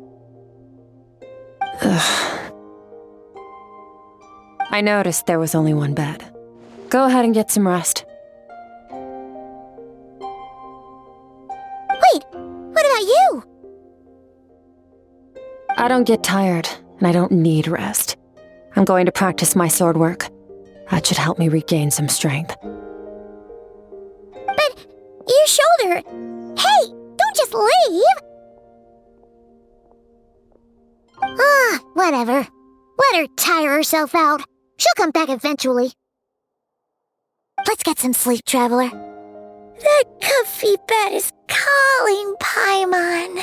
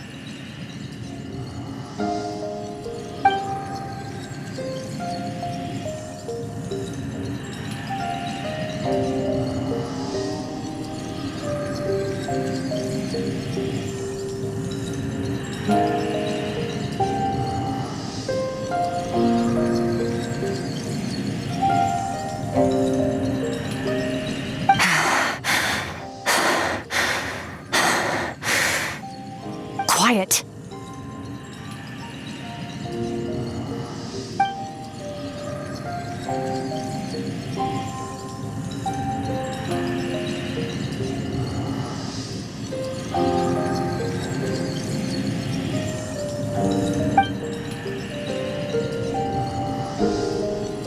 Do you even remember how many of us perished in that fire? How many bodies were left to rot on the scorched earth? Yet you alone live on. Keep your gaze fixed on your blade. You don't deserve to rest. Run, Skirk. Run! Only death awaits us here. Keep running, and don't ever look back.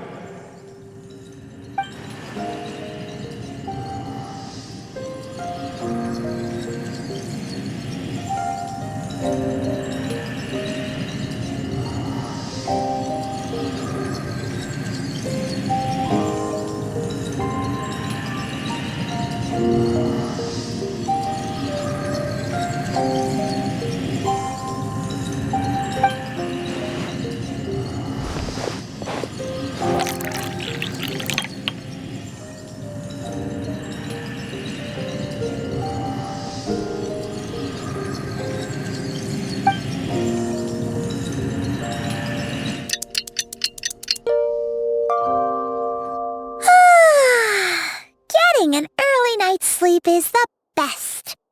That bed was so comfy. Wait, Skirk? Have you been sitting out here the whole night? The bed's all yours if you want it.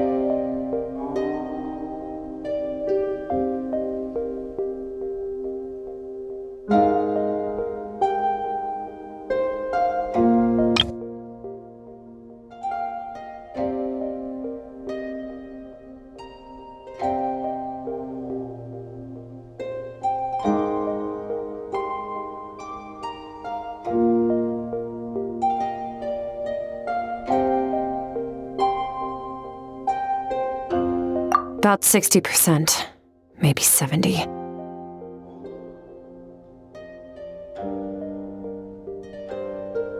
Whoa! Paimon thought it would take at least a couple of days. That was fast. No, not fast enough. That's 20% less than last time. Same training regimen, same intensity. Nothing felt different, but somehow the outcome fell short. No, I think the problem's with me. I need to meditate for the next 2 days. Deep introspection should help me find the issue. Ooh, sounds intense. We'll watch over you in the meantime, then. Thanks. See you in 2 days.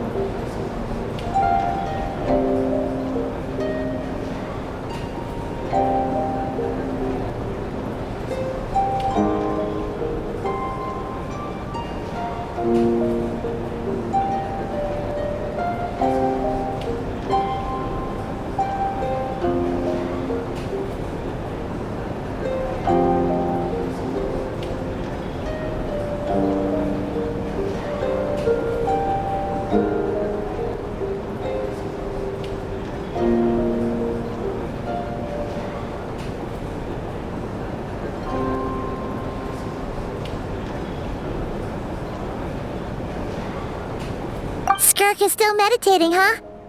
It's been 2 days already. Shouldn't she be awake by now? Paimon can't think of anything we can do to help.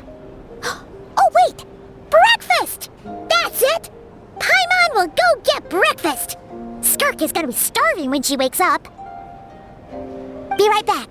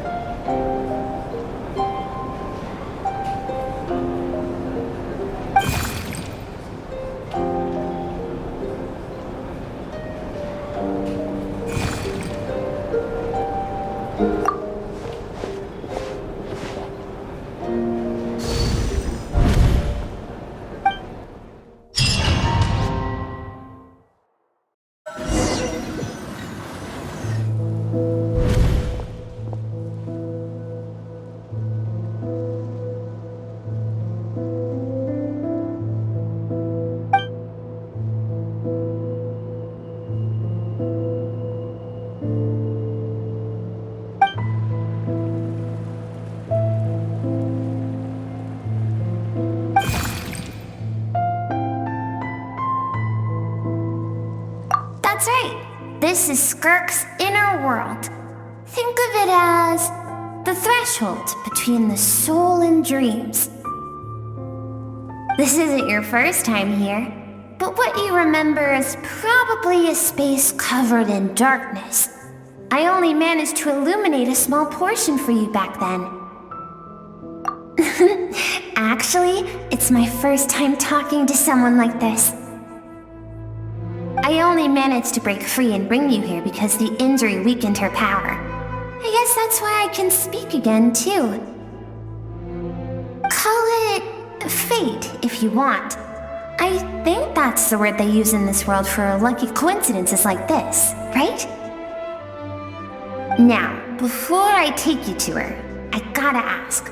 You're the first outside visitor to ever come here, so what's your impression of this place? Oh, you noticed. This river represents Skirk's strength. Strength accumulates over time. It is the summation of a person's lived experience. So this river is where all the fragments of Skirk's life should converge into a single stream of memories and emotions, flowing forward as one. But as you can see, this river has been severed numerous times. It's because Skirk doesn't like who she was in the past. And all she sees reflected in the river is a disgraceful shadow of who she was. She cuts through water and rock with the sword of reason, severs her connection with the past, and begins anew.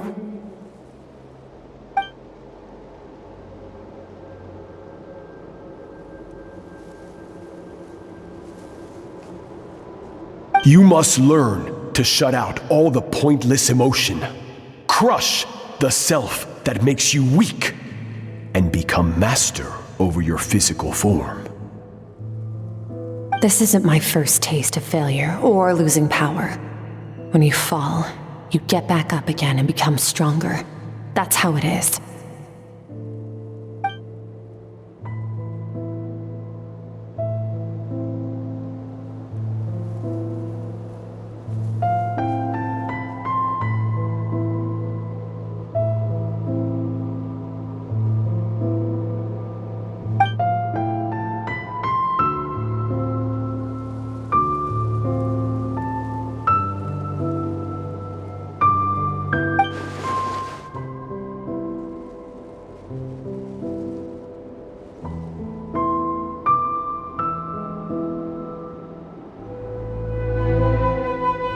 The answer to one mystery invites another question, I see.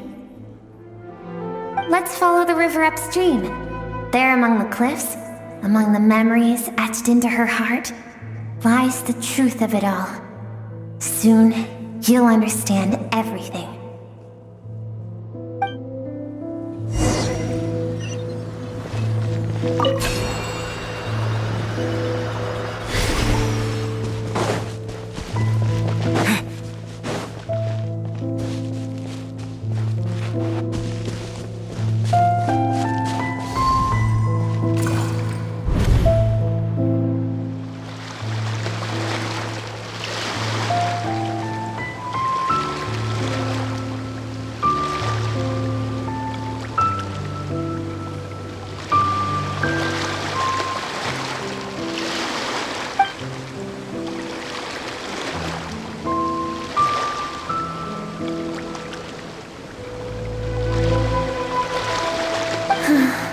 I've always thought that, even when falling leaves don't come from the same tree, they can still form bonds of kinship when they meet. Like meteors, you both made a journey through the stars. Both travelers who have landed on a planet that is not your home. Yet, when she first noticed your presence, although she hesitated for a moment, she still chose to walk away.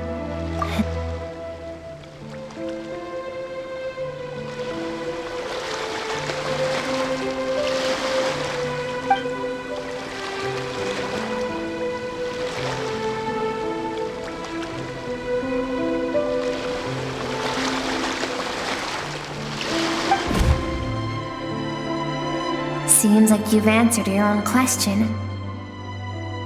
Skirk sees herself as a trespasser in this world. She's made a conscious choice to avoid altering its path. But the reason for that decision stems from events much earlier on in her life. Let's keep going. It's still a long way to the source of the river.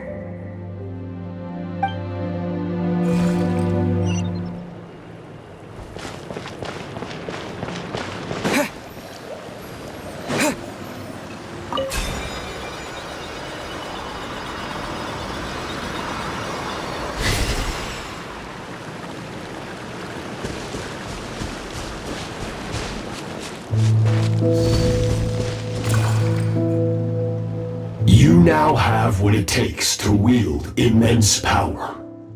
From this day forth, I shall teach you no more. No one can become a worthy warrior through imitation alone. I have given you fangs and claws. Now, you must learn to hunt. You wish me to travel the world beyond on my own, Master? Indeed. Make new friends. Embark on your own journey. And piece together a new future from the shattered remnants of your past.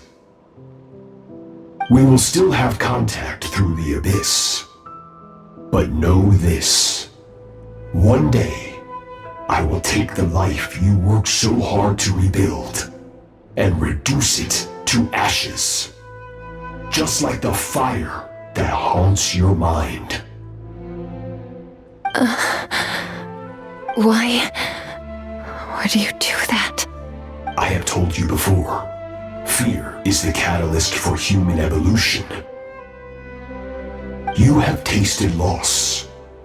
You have known fear so deep it can be felt in the bones. But as living beings, we all have an instinct to detach from that which harms us. And thus pain dampens over time, and the acrid taste of fear becomes but a distant memory. Yet now, I have bestowed upon you the gift of fear eternal. It will drown you in the nightmare of your childhood, or it shall drive you to defeat me, whatever the cost.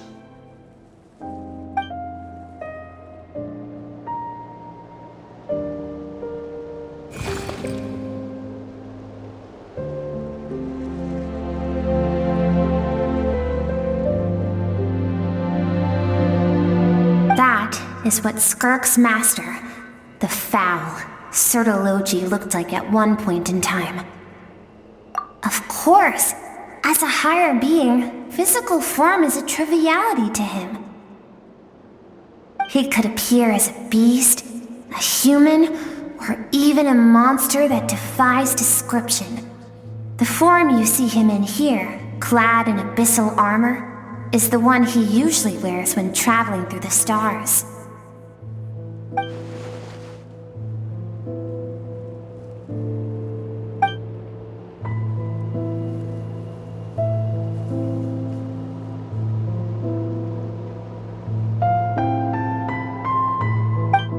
For certain reasons, I need to bridge the power gap between me and my master as quickly as possible.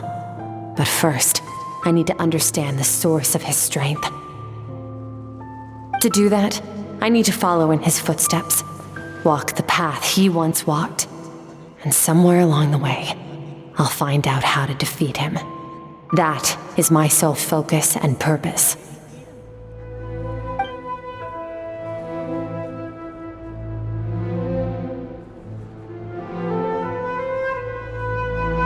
I'll let you in on a little secret. The real Surology is terrifying. The scope of his power is impossible to understand until you experience it firsthand. It is absolute, the power to crush all things. Shall we keep going? Let's see. We're about halfway there.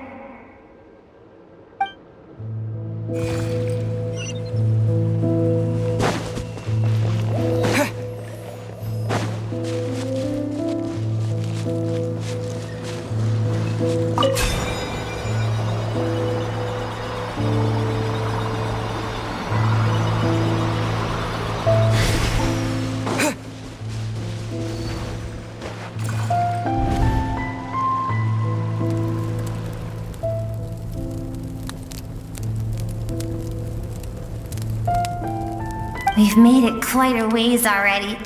This is Skirk, when she first began training under Surology. I have set your broken wrist. Tomorrow, you're to train twice as hard. No tears this time. Good. Attempting to garner sympathy through tears is a habit of the weak. A pitiful, useless ploy.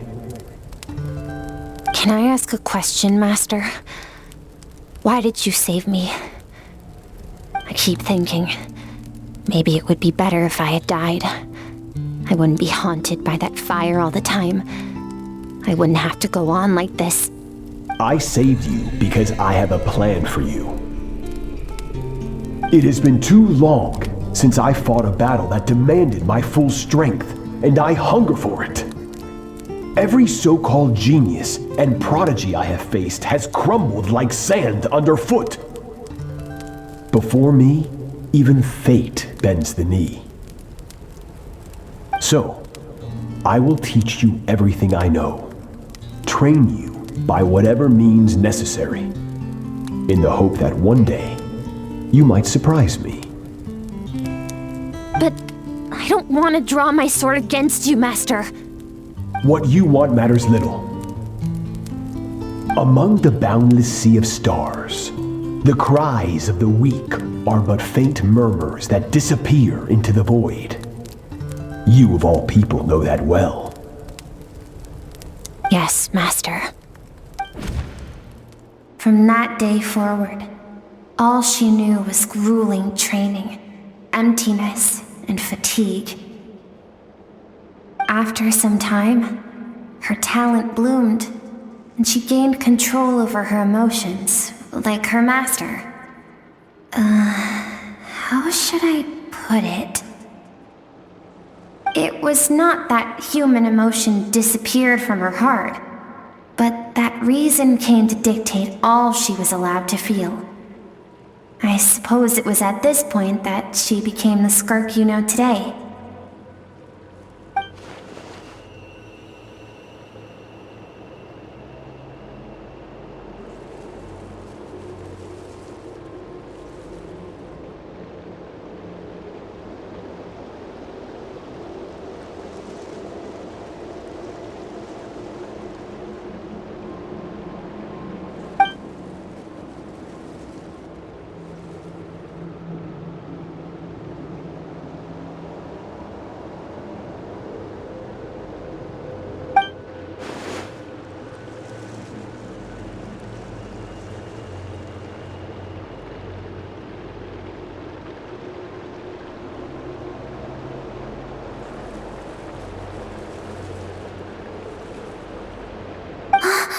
We're nearly there.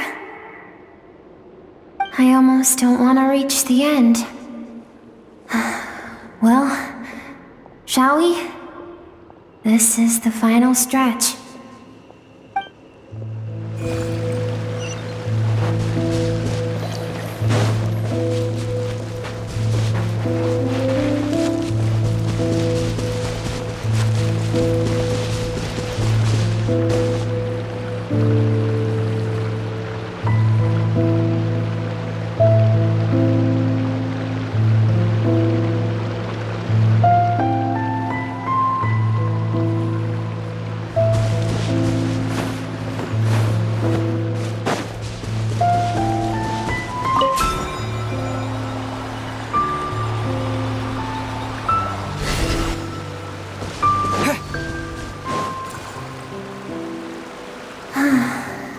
These are Skirk's happiest memories. What a simple and carefree time it was. Wisps of clouds dotted the sky. The sun bathed everything in golden light. And when song filled the air, not even the shyest of flowers could resist swaying along. This is Skirk's homeland. She was so curious about everything as a child, always skipping school to go exploring instead. There was so much to discover. The treasures at the bottom of the sea, the secrets beyond the stars, and that merchant ship packed with adults wearing those strange clothes. Yes, the ship. That was the beginning of the end. It was a spaceship. When it arrived, the people that disembarked wore smiles on their faces and spoke of friendship. They claimed to be merchants from a neighboring planet, looking to establish trade. Skirk's parents, her relatives, her neighbors, everyone welcomed the newcomers with open arms and allowed them to explore the planet. To them, the visitors were guests and should be treated with hospitality. No one had any idea of what was to come. Several months later, an army of unknown origin arrived without warning and carried out a ruthless campaign to destroy everything and everyone on the planet. Skirk had skipped school that day, like so many times before, so she was not caught in the immediate wave of destruction. But when she came home that day, only fire and ruin awaited her. Countless people cried out to her for help. People she knew and loved, friends and relatives, the little girl who lived next door, the shop owner with the bad leg, the bad-tempered teacher she had made fun of just that morning. Their lives were discarded like worthless trash as the fire consumed one life after another. Skirk was helpless. All she could do was run. And so she did. She kept running until an unexpected figure crossed her path. If Sertology hadn't been there in that moment, the fire would have claimed her life too. And there she would have remained, left to rot in the scorched earth, with no answer as to why any of this was happening.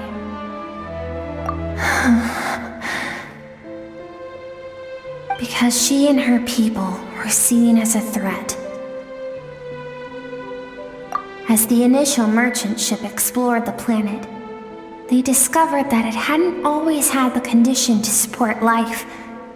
Yet there was evidence of human activity, even during the periods of extreme heat or cold in the past. Further research revealed that, over time, the people of this planet had evolved the ability to adapt to any type of environment or energy source. For that reason, the outsiders viewed them as a potential threat and decided to eliminate them before the threat could rear its head. And so senseless, isn't it? Deemed a threat because of a gift they didn't even know they had. Perhaps it was their own innocence and kindness that doomed them. But in the end, that was lost to the blaze as well. If those with power get to decide good and evil, then all you can trust in is the sword in your hand. And so, before death could claim her, she ran. She ran and never stopped.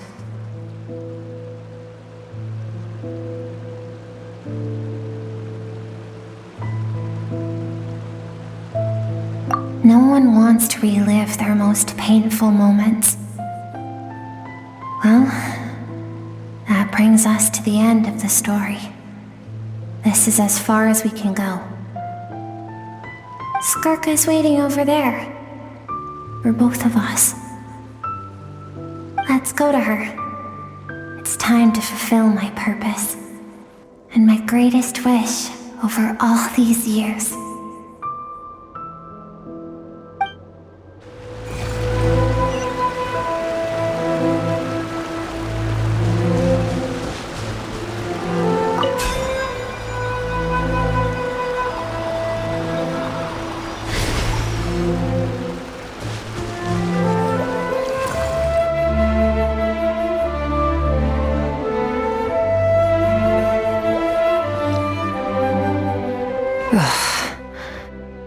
So all this, just so you could bring him here. I have things to say to you. Well, to me. I want someone to witness our reconciliation, even if it takes an argument to get there. And he is the best choice in this moment. Her suppressed emotional self. The version of herself she keeps locked in the recesses of her mind, stifled by reason. All those rejected impulses, those discarded aspects of your past selves, they are a part of me now. I am who you used to be. Someone you have refused to face for too long. So, I came to face you instead. You're wrong. I've faced you all along. And that's exactly why I keep you locked here. Your existence makes me weak. Moments of joy and longing are when we are most vulnerable. Don't forget, it was a penchant for goodness over reason that doomed our homeland in the first place. The vastness of the universe renders everything insignificant. Our feelings most of all. Even so, learning from the mistakes of the past doesn't have to mean erasing everything.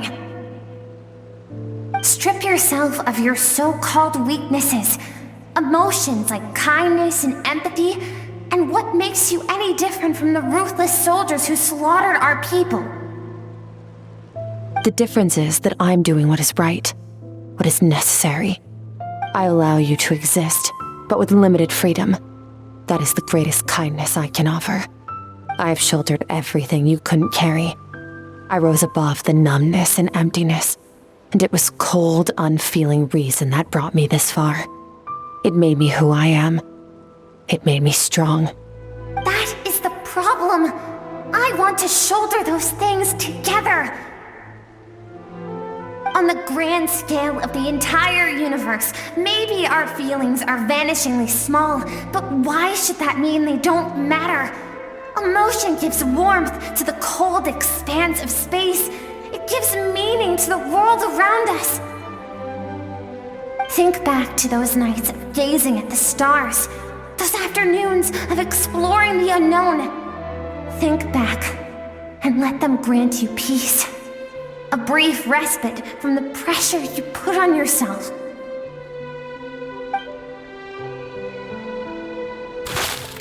That isn't what we need. It's exactly what we need. Aren't you curious about why recovering your strength has taken longer than normal this time? Finally, you get to the important part. That is the only answer I came here to find. Then look around. Look at your inner world. You cast aside your dreams and curiosity, and in doing so, you lost your original motivation. You severed all connection to who you used to be, so you can no longer draw strength from your past. Now, the only things driving you forward are fear and survivor's guilt. But these cannot take you far enough.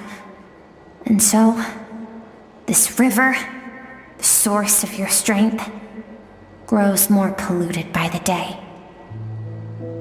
And you think that means I should seek help from a weak little thing like you?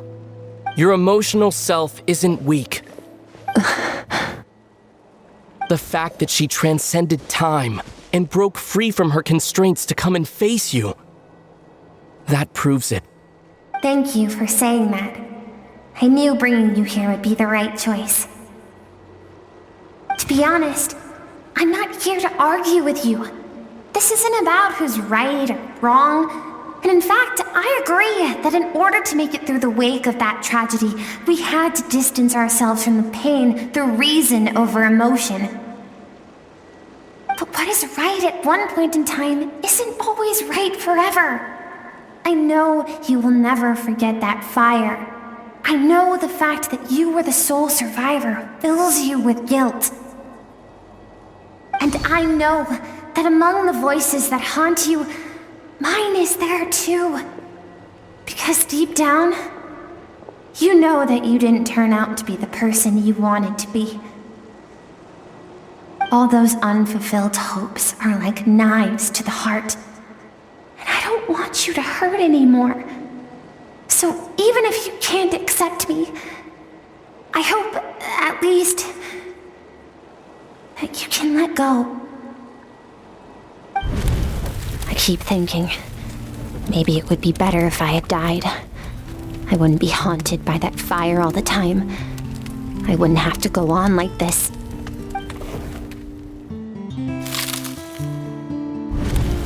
Your dad and I, we're not afraid to stare death in the face, but we need you to survive.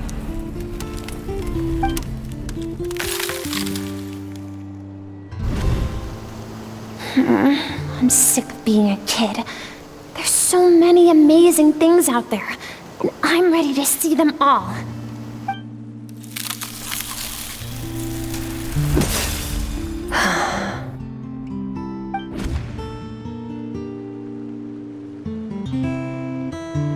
I remember. There was a song Mom and Dad always sang when we went out to fetch water. Dancing water. The sand along your path is begging for your song and movement. Will you carry this burden with you on your journey? I am not the dancing water, and you are not the burdensome sand. But if this is your wish, then I will carry you with me until the end. Thank you. I should be thanking you.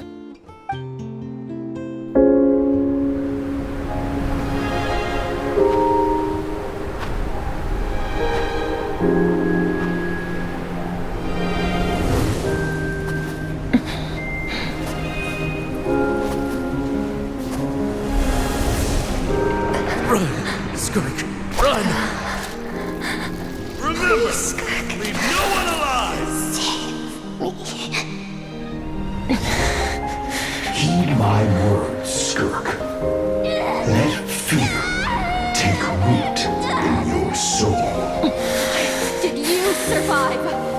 Why was it only you? Skirk, did you become a positive light in this world?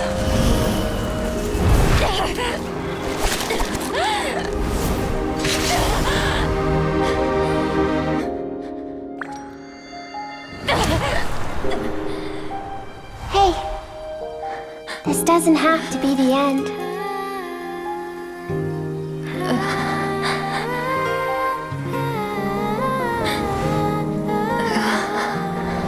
Life is a gift. Don't let darkness claim it.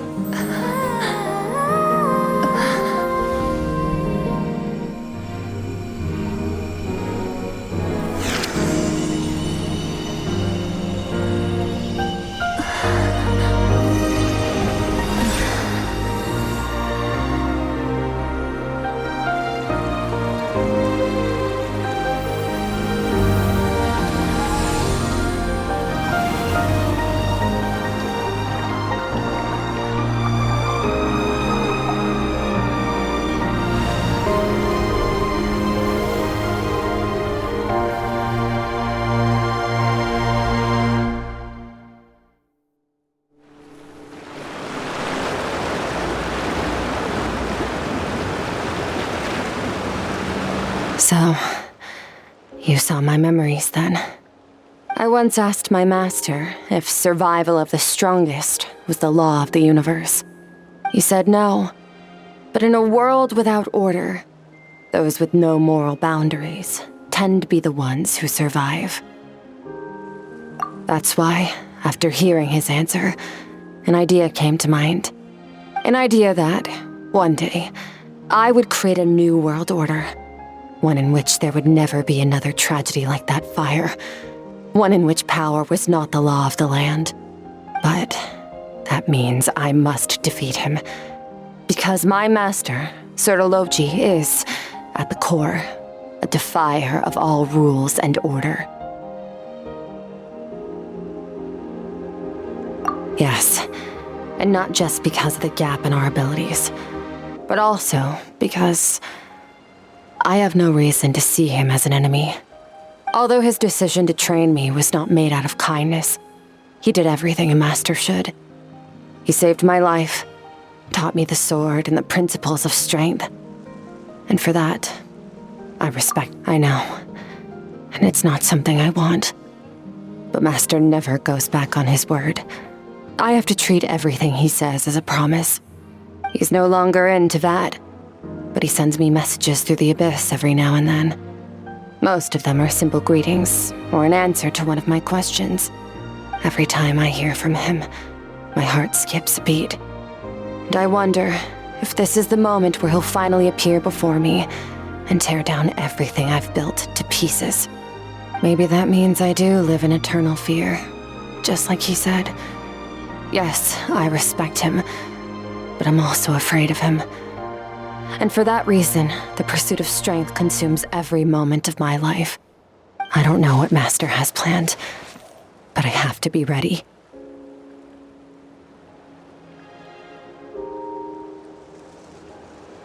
Help me? Why? This isn't your fight. Because if we want to build the world we both want to see, everyone has to be willing to fight for it. If we all do our part, we can make the entire universe a kinder place.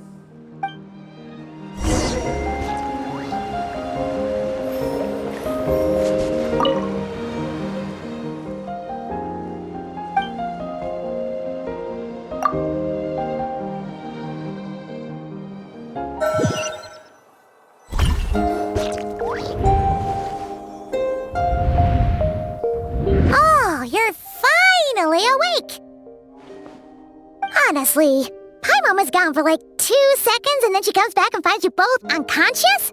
Oh, you scared Paimon half to death! You're both okay, right? What does it look like?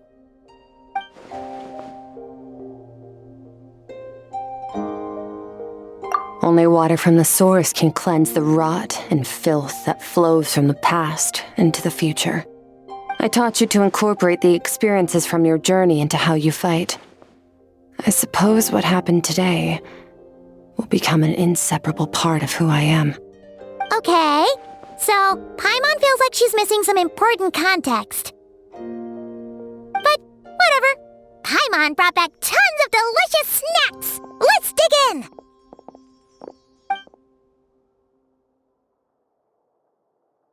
All right. It's about time we finished what we started. We're gonna deal with this thief for good, right? This time, I'm not going to tell you to hold back. But having digested even more power in the meantime, he's going to be tougher than before. The good news is, we have no reason to pull our punches this time. So, let's go. Same place as last time.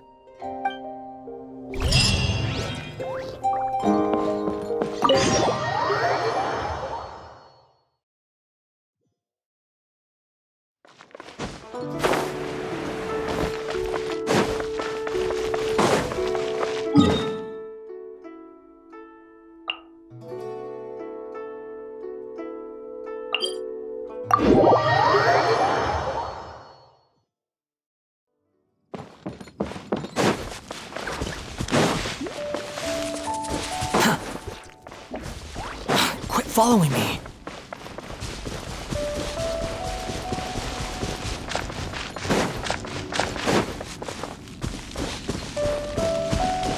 Squall and Fury.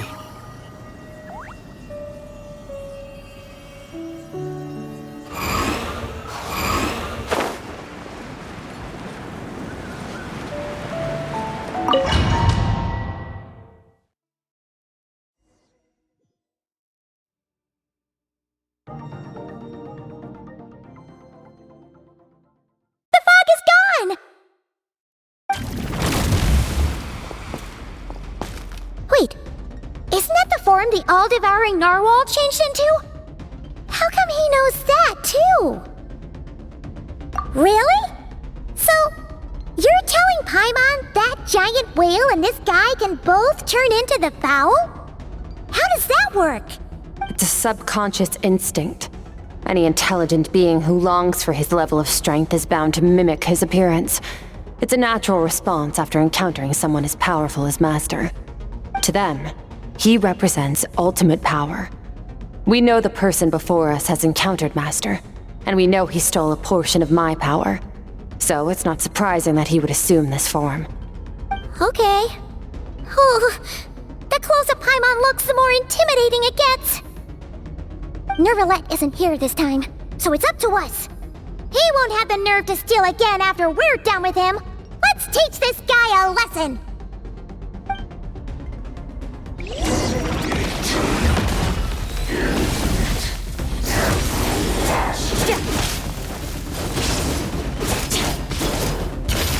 Into the void!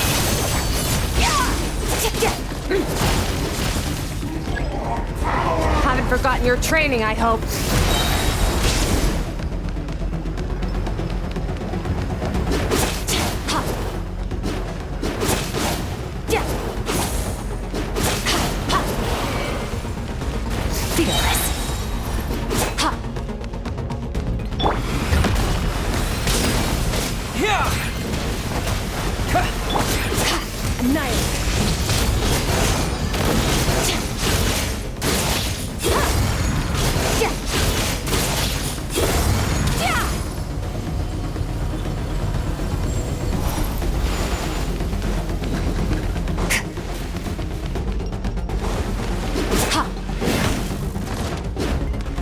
Merciless. Another star goes out!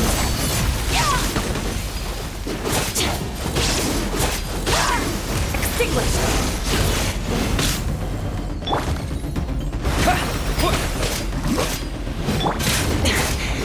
This is getting interesting.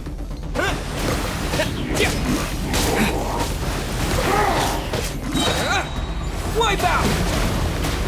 Go! Surge!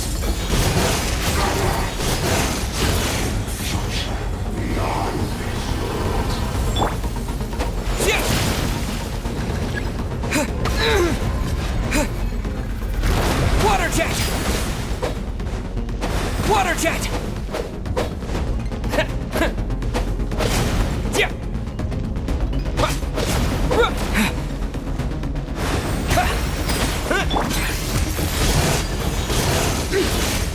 Mine to wield.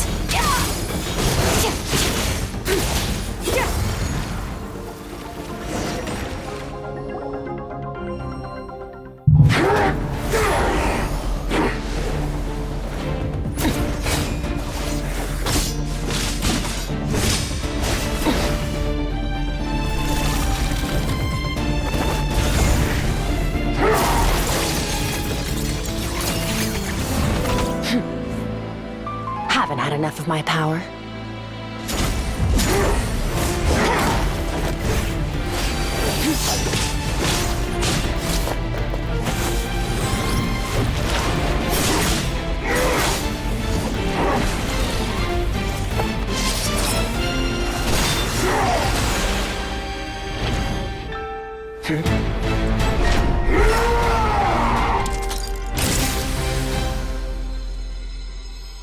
Well then, let's see how much more of this power you can handle.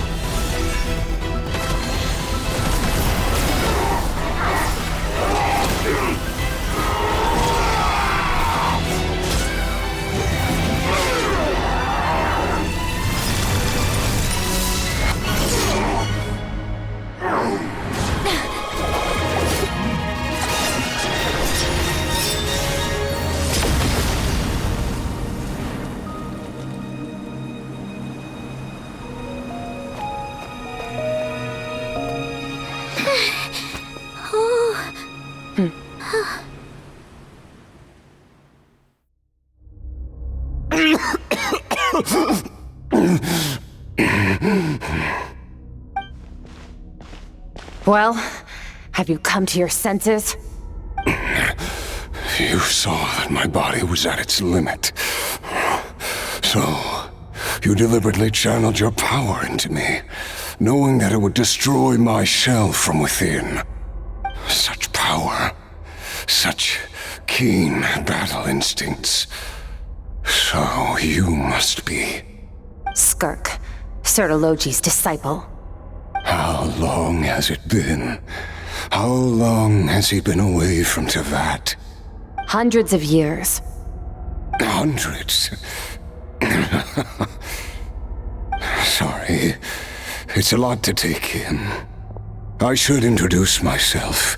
I am Skofnungar, a friend of your master and one of his followers. This is the first time I've heard your name, Skirk. But hundreds of years ago, I knew you existed, and I knew you would come here. Hundreds of years ago? Sounds like you and Master have quite the history. Care to tell us about it? Of course. Might as well take advantage of a clear head while I can. The story starts a long, long time ago. I was born into a noble family in Conria. As the eldest son, I was set to inherit our title. But I contracted an incurable illness as a child, and everyone gave up on me. I trained the sword harder than anyone else, defeated all of my peers. But it was all in vain. When other people looked at me, all I saw in their eyes was pity or a strange glee in my misfortune. Even my parents were just waiting for me to die. Over time, my heart hardened, and I became aimless. That was the point where I met your master, Sertologi. We were similar in age, but different in background. He was born in prison, the son of criminals who had been sentenced to death. He spent his childhood wandering the streets, facing more criticism than the literary works in the Universitas Magistrorum. Yet, he always wore a smile on his face, as if kindness and malice were one and the same, and he could not see the difference. I still remember what he said to me when we first met. You need to fight to survive. Even if it's a losing battle, it should light a fire under you. How can you sit back like this and go down without a fight? That does sound like something he would say. He was the first to acknowledge that I was worth something, and he inspired me to keep going. When we sparred together, it was the first time I'd actually felt the thrill of combat. When I was 10, he stole forbidden research materials and managed to cure my illness. It was like there was nothing in this world he couldn't accomplish. When it came to the human form, he was always intent on pushing the boundaries of possibility. But somewhere along the way, I fell behind. My talents were nothing compared to his, and at some point, I realized he had pulled so far ahead, I was too embarrassed to even ask him to spar. After his grand endeavor was successful, he sought me out and said to me, "This planet no longer holds anything of interest to me, so I'm leaving. But first, I have an offer. I can use a power I have just refined to break the curse of immortality for you. Your death was once what we worked so hard to prevent. But the immortality you now face is a different kind of pain altogether." I'll pass. Immortality doesn't sound so bad to me. Since I can't die, it means I have an infinite amount of time to get stronger. Maybe I'll finally catch up to you one day, and we can spar like we used to. Are you sure? I cannot say when I will return. Your body, or rather, your soul, might not be able to withstand this curse. All I can do is try. After all, a wise man once told me, people need to fight for their own survival. Wise indeed. Nevertheless, if you grow weary of the pain of immortality, and wish to experience a good sparring match before you wither away, seek out my disciple. Disciple? Never thought I'd hear that word coming from you. Nor I, but Vedifenir said I was destined to find a disciple out there in the universe, and bring her to Tibet. You know as well as I, Vedifenir's prophecies are never wrong. Well, now I'm curious about who this disciple of yours will be. All Vedifenir said was that one day, the stars shall bow in her honor. Sounds pretty impressive. Of course. Only the most outstanding people would have the right to become my disciple. Still self-assured as ever, I see. But you're not wrong. I'll be leading them. Oh, and if you are serious about getting stronger, I left you a little gift in the primordial sea. As I've said before, walk whatever path you want. Freedom means even the wicked get to make their own choices. Waiting for me in the primordial sea was the all-devouring narwhal, already beaten into submission by Sertologi. In its weakened state, I was able to cut off part of its flesh and sew it into my own heart. Your heart? That sounds like torture! How did you even survive that? Because, of course, I bear the curse of immortality. So, you used the curse to turn yourself into a vessel for power. Even with that whale's ability, devouring power like that is not something the human body can withstand. With your body and soul constantly at the breaking point, it was the curse of immortality that sustained you. But that is not the path to strength. You have to pour your heart into it, work for it, dream of it. Instead, you stole something that didn't belong to you, and it backfired. You're right.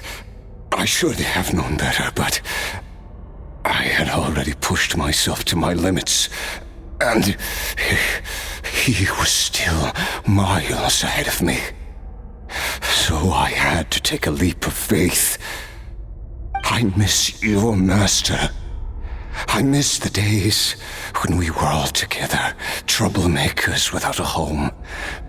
I don't regret the choice I made. But if you'll allow it, I do want to apologize. To both of you. After the beating we just gave you, I think we can call it even. You're an interesting one as well. Sertologi's disciple. That's a lot to live up to.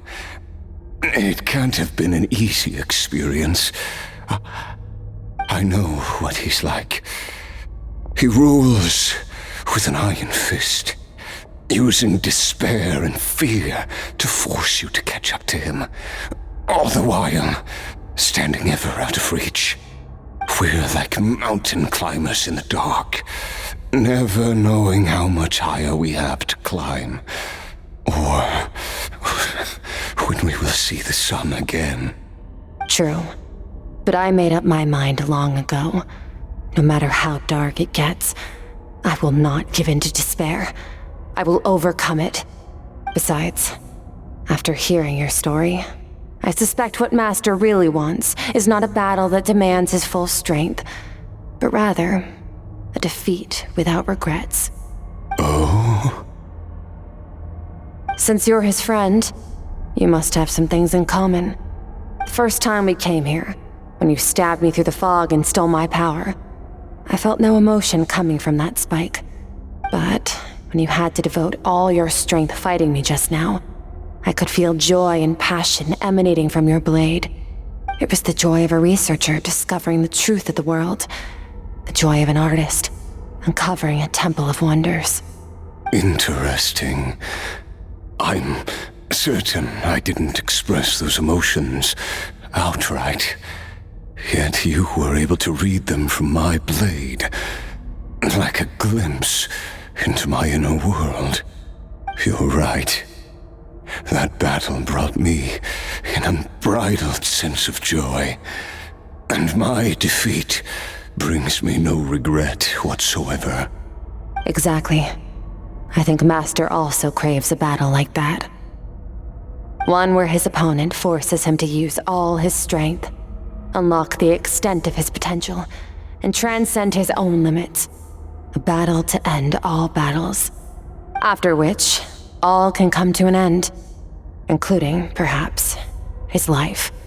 For that very reason, good and evil are meaningless to him. He has one purpose, one goal: to complete himself. It's one of the secrets to his strength. Perhaps you're right. Perhaps that is his goal.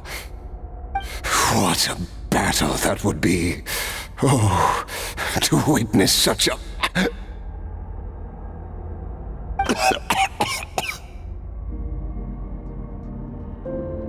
Are you okay?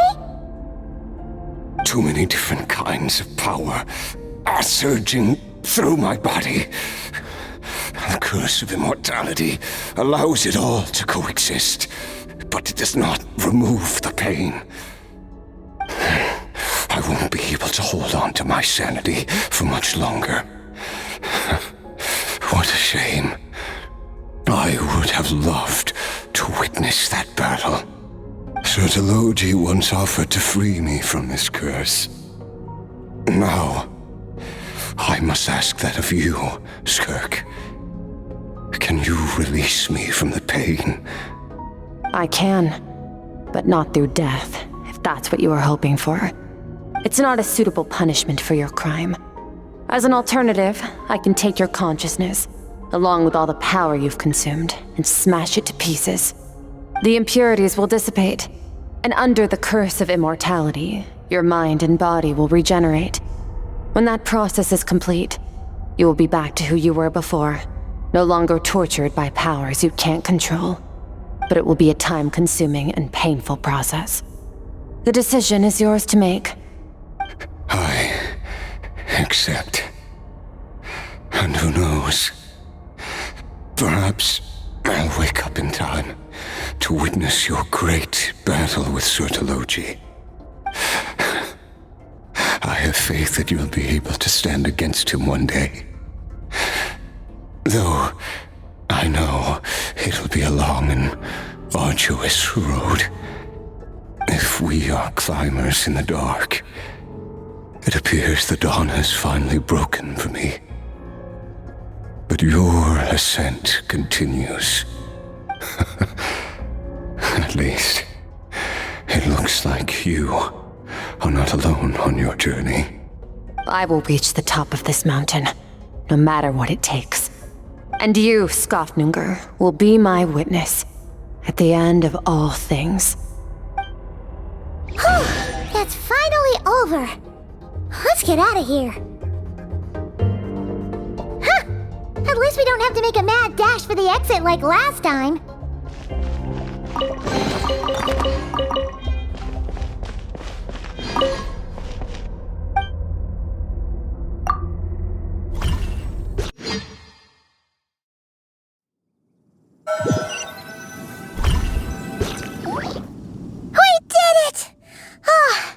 It's only been a few days, but it feels like forever.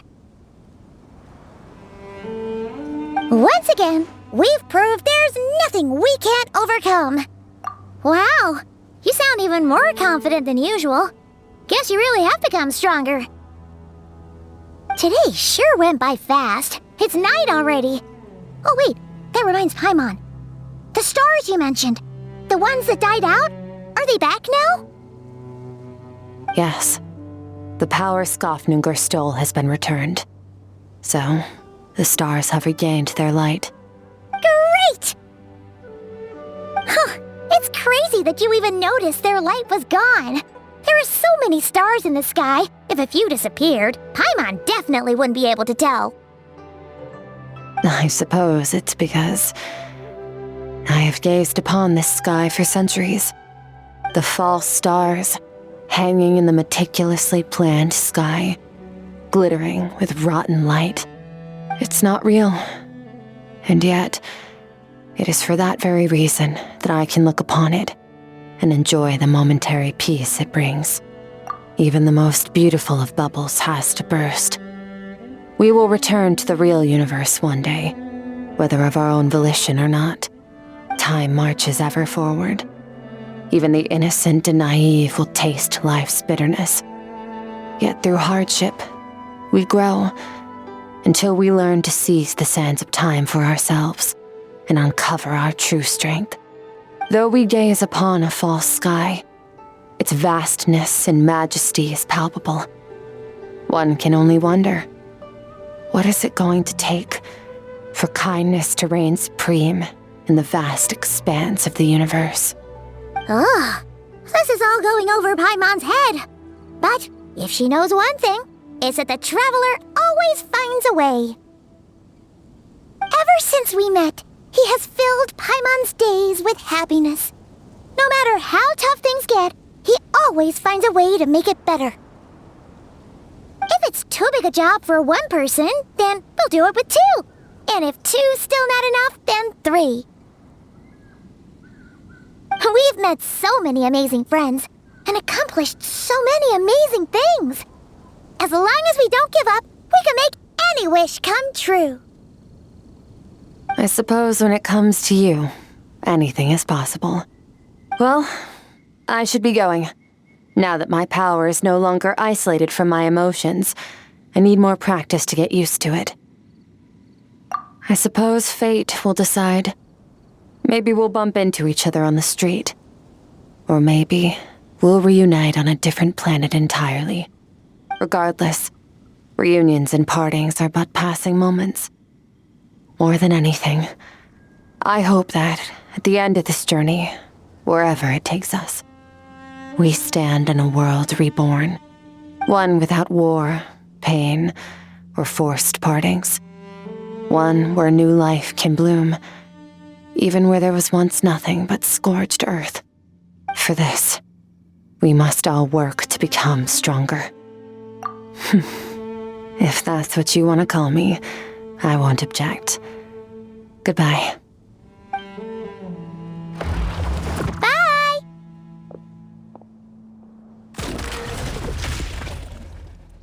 Is it just Paimon, or is she being nicer than before? We definitely count as friends after all that, don't you think? Hey, what do you think about camping here tonight? There's nothing quite like sleeping under the stars. Come tomorrow, we can continue our journey. Oh, and since Paimon treated you to that super nice meal at Wanmin Restaurant, it's about time you returned the favor.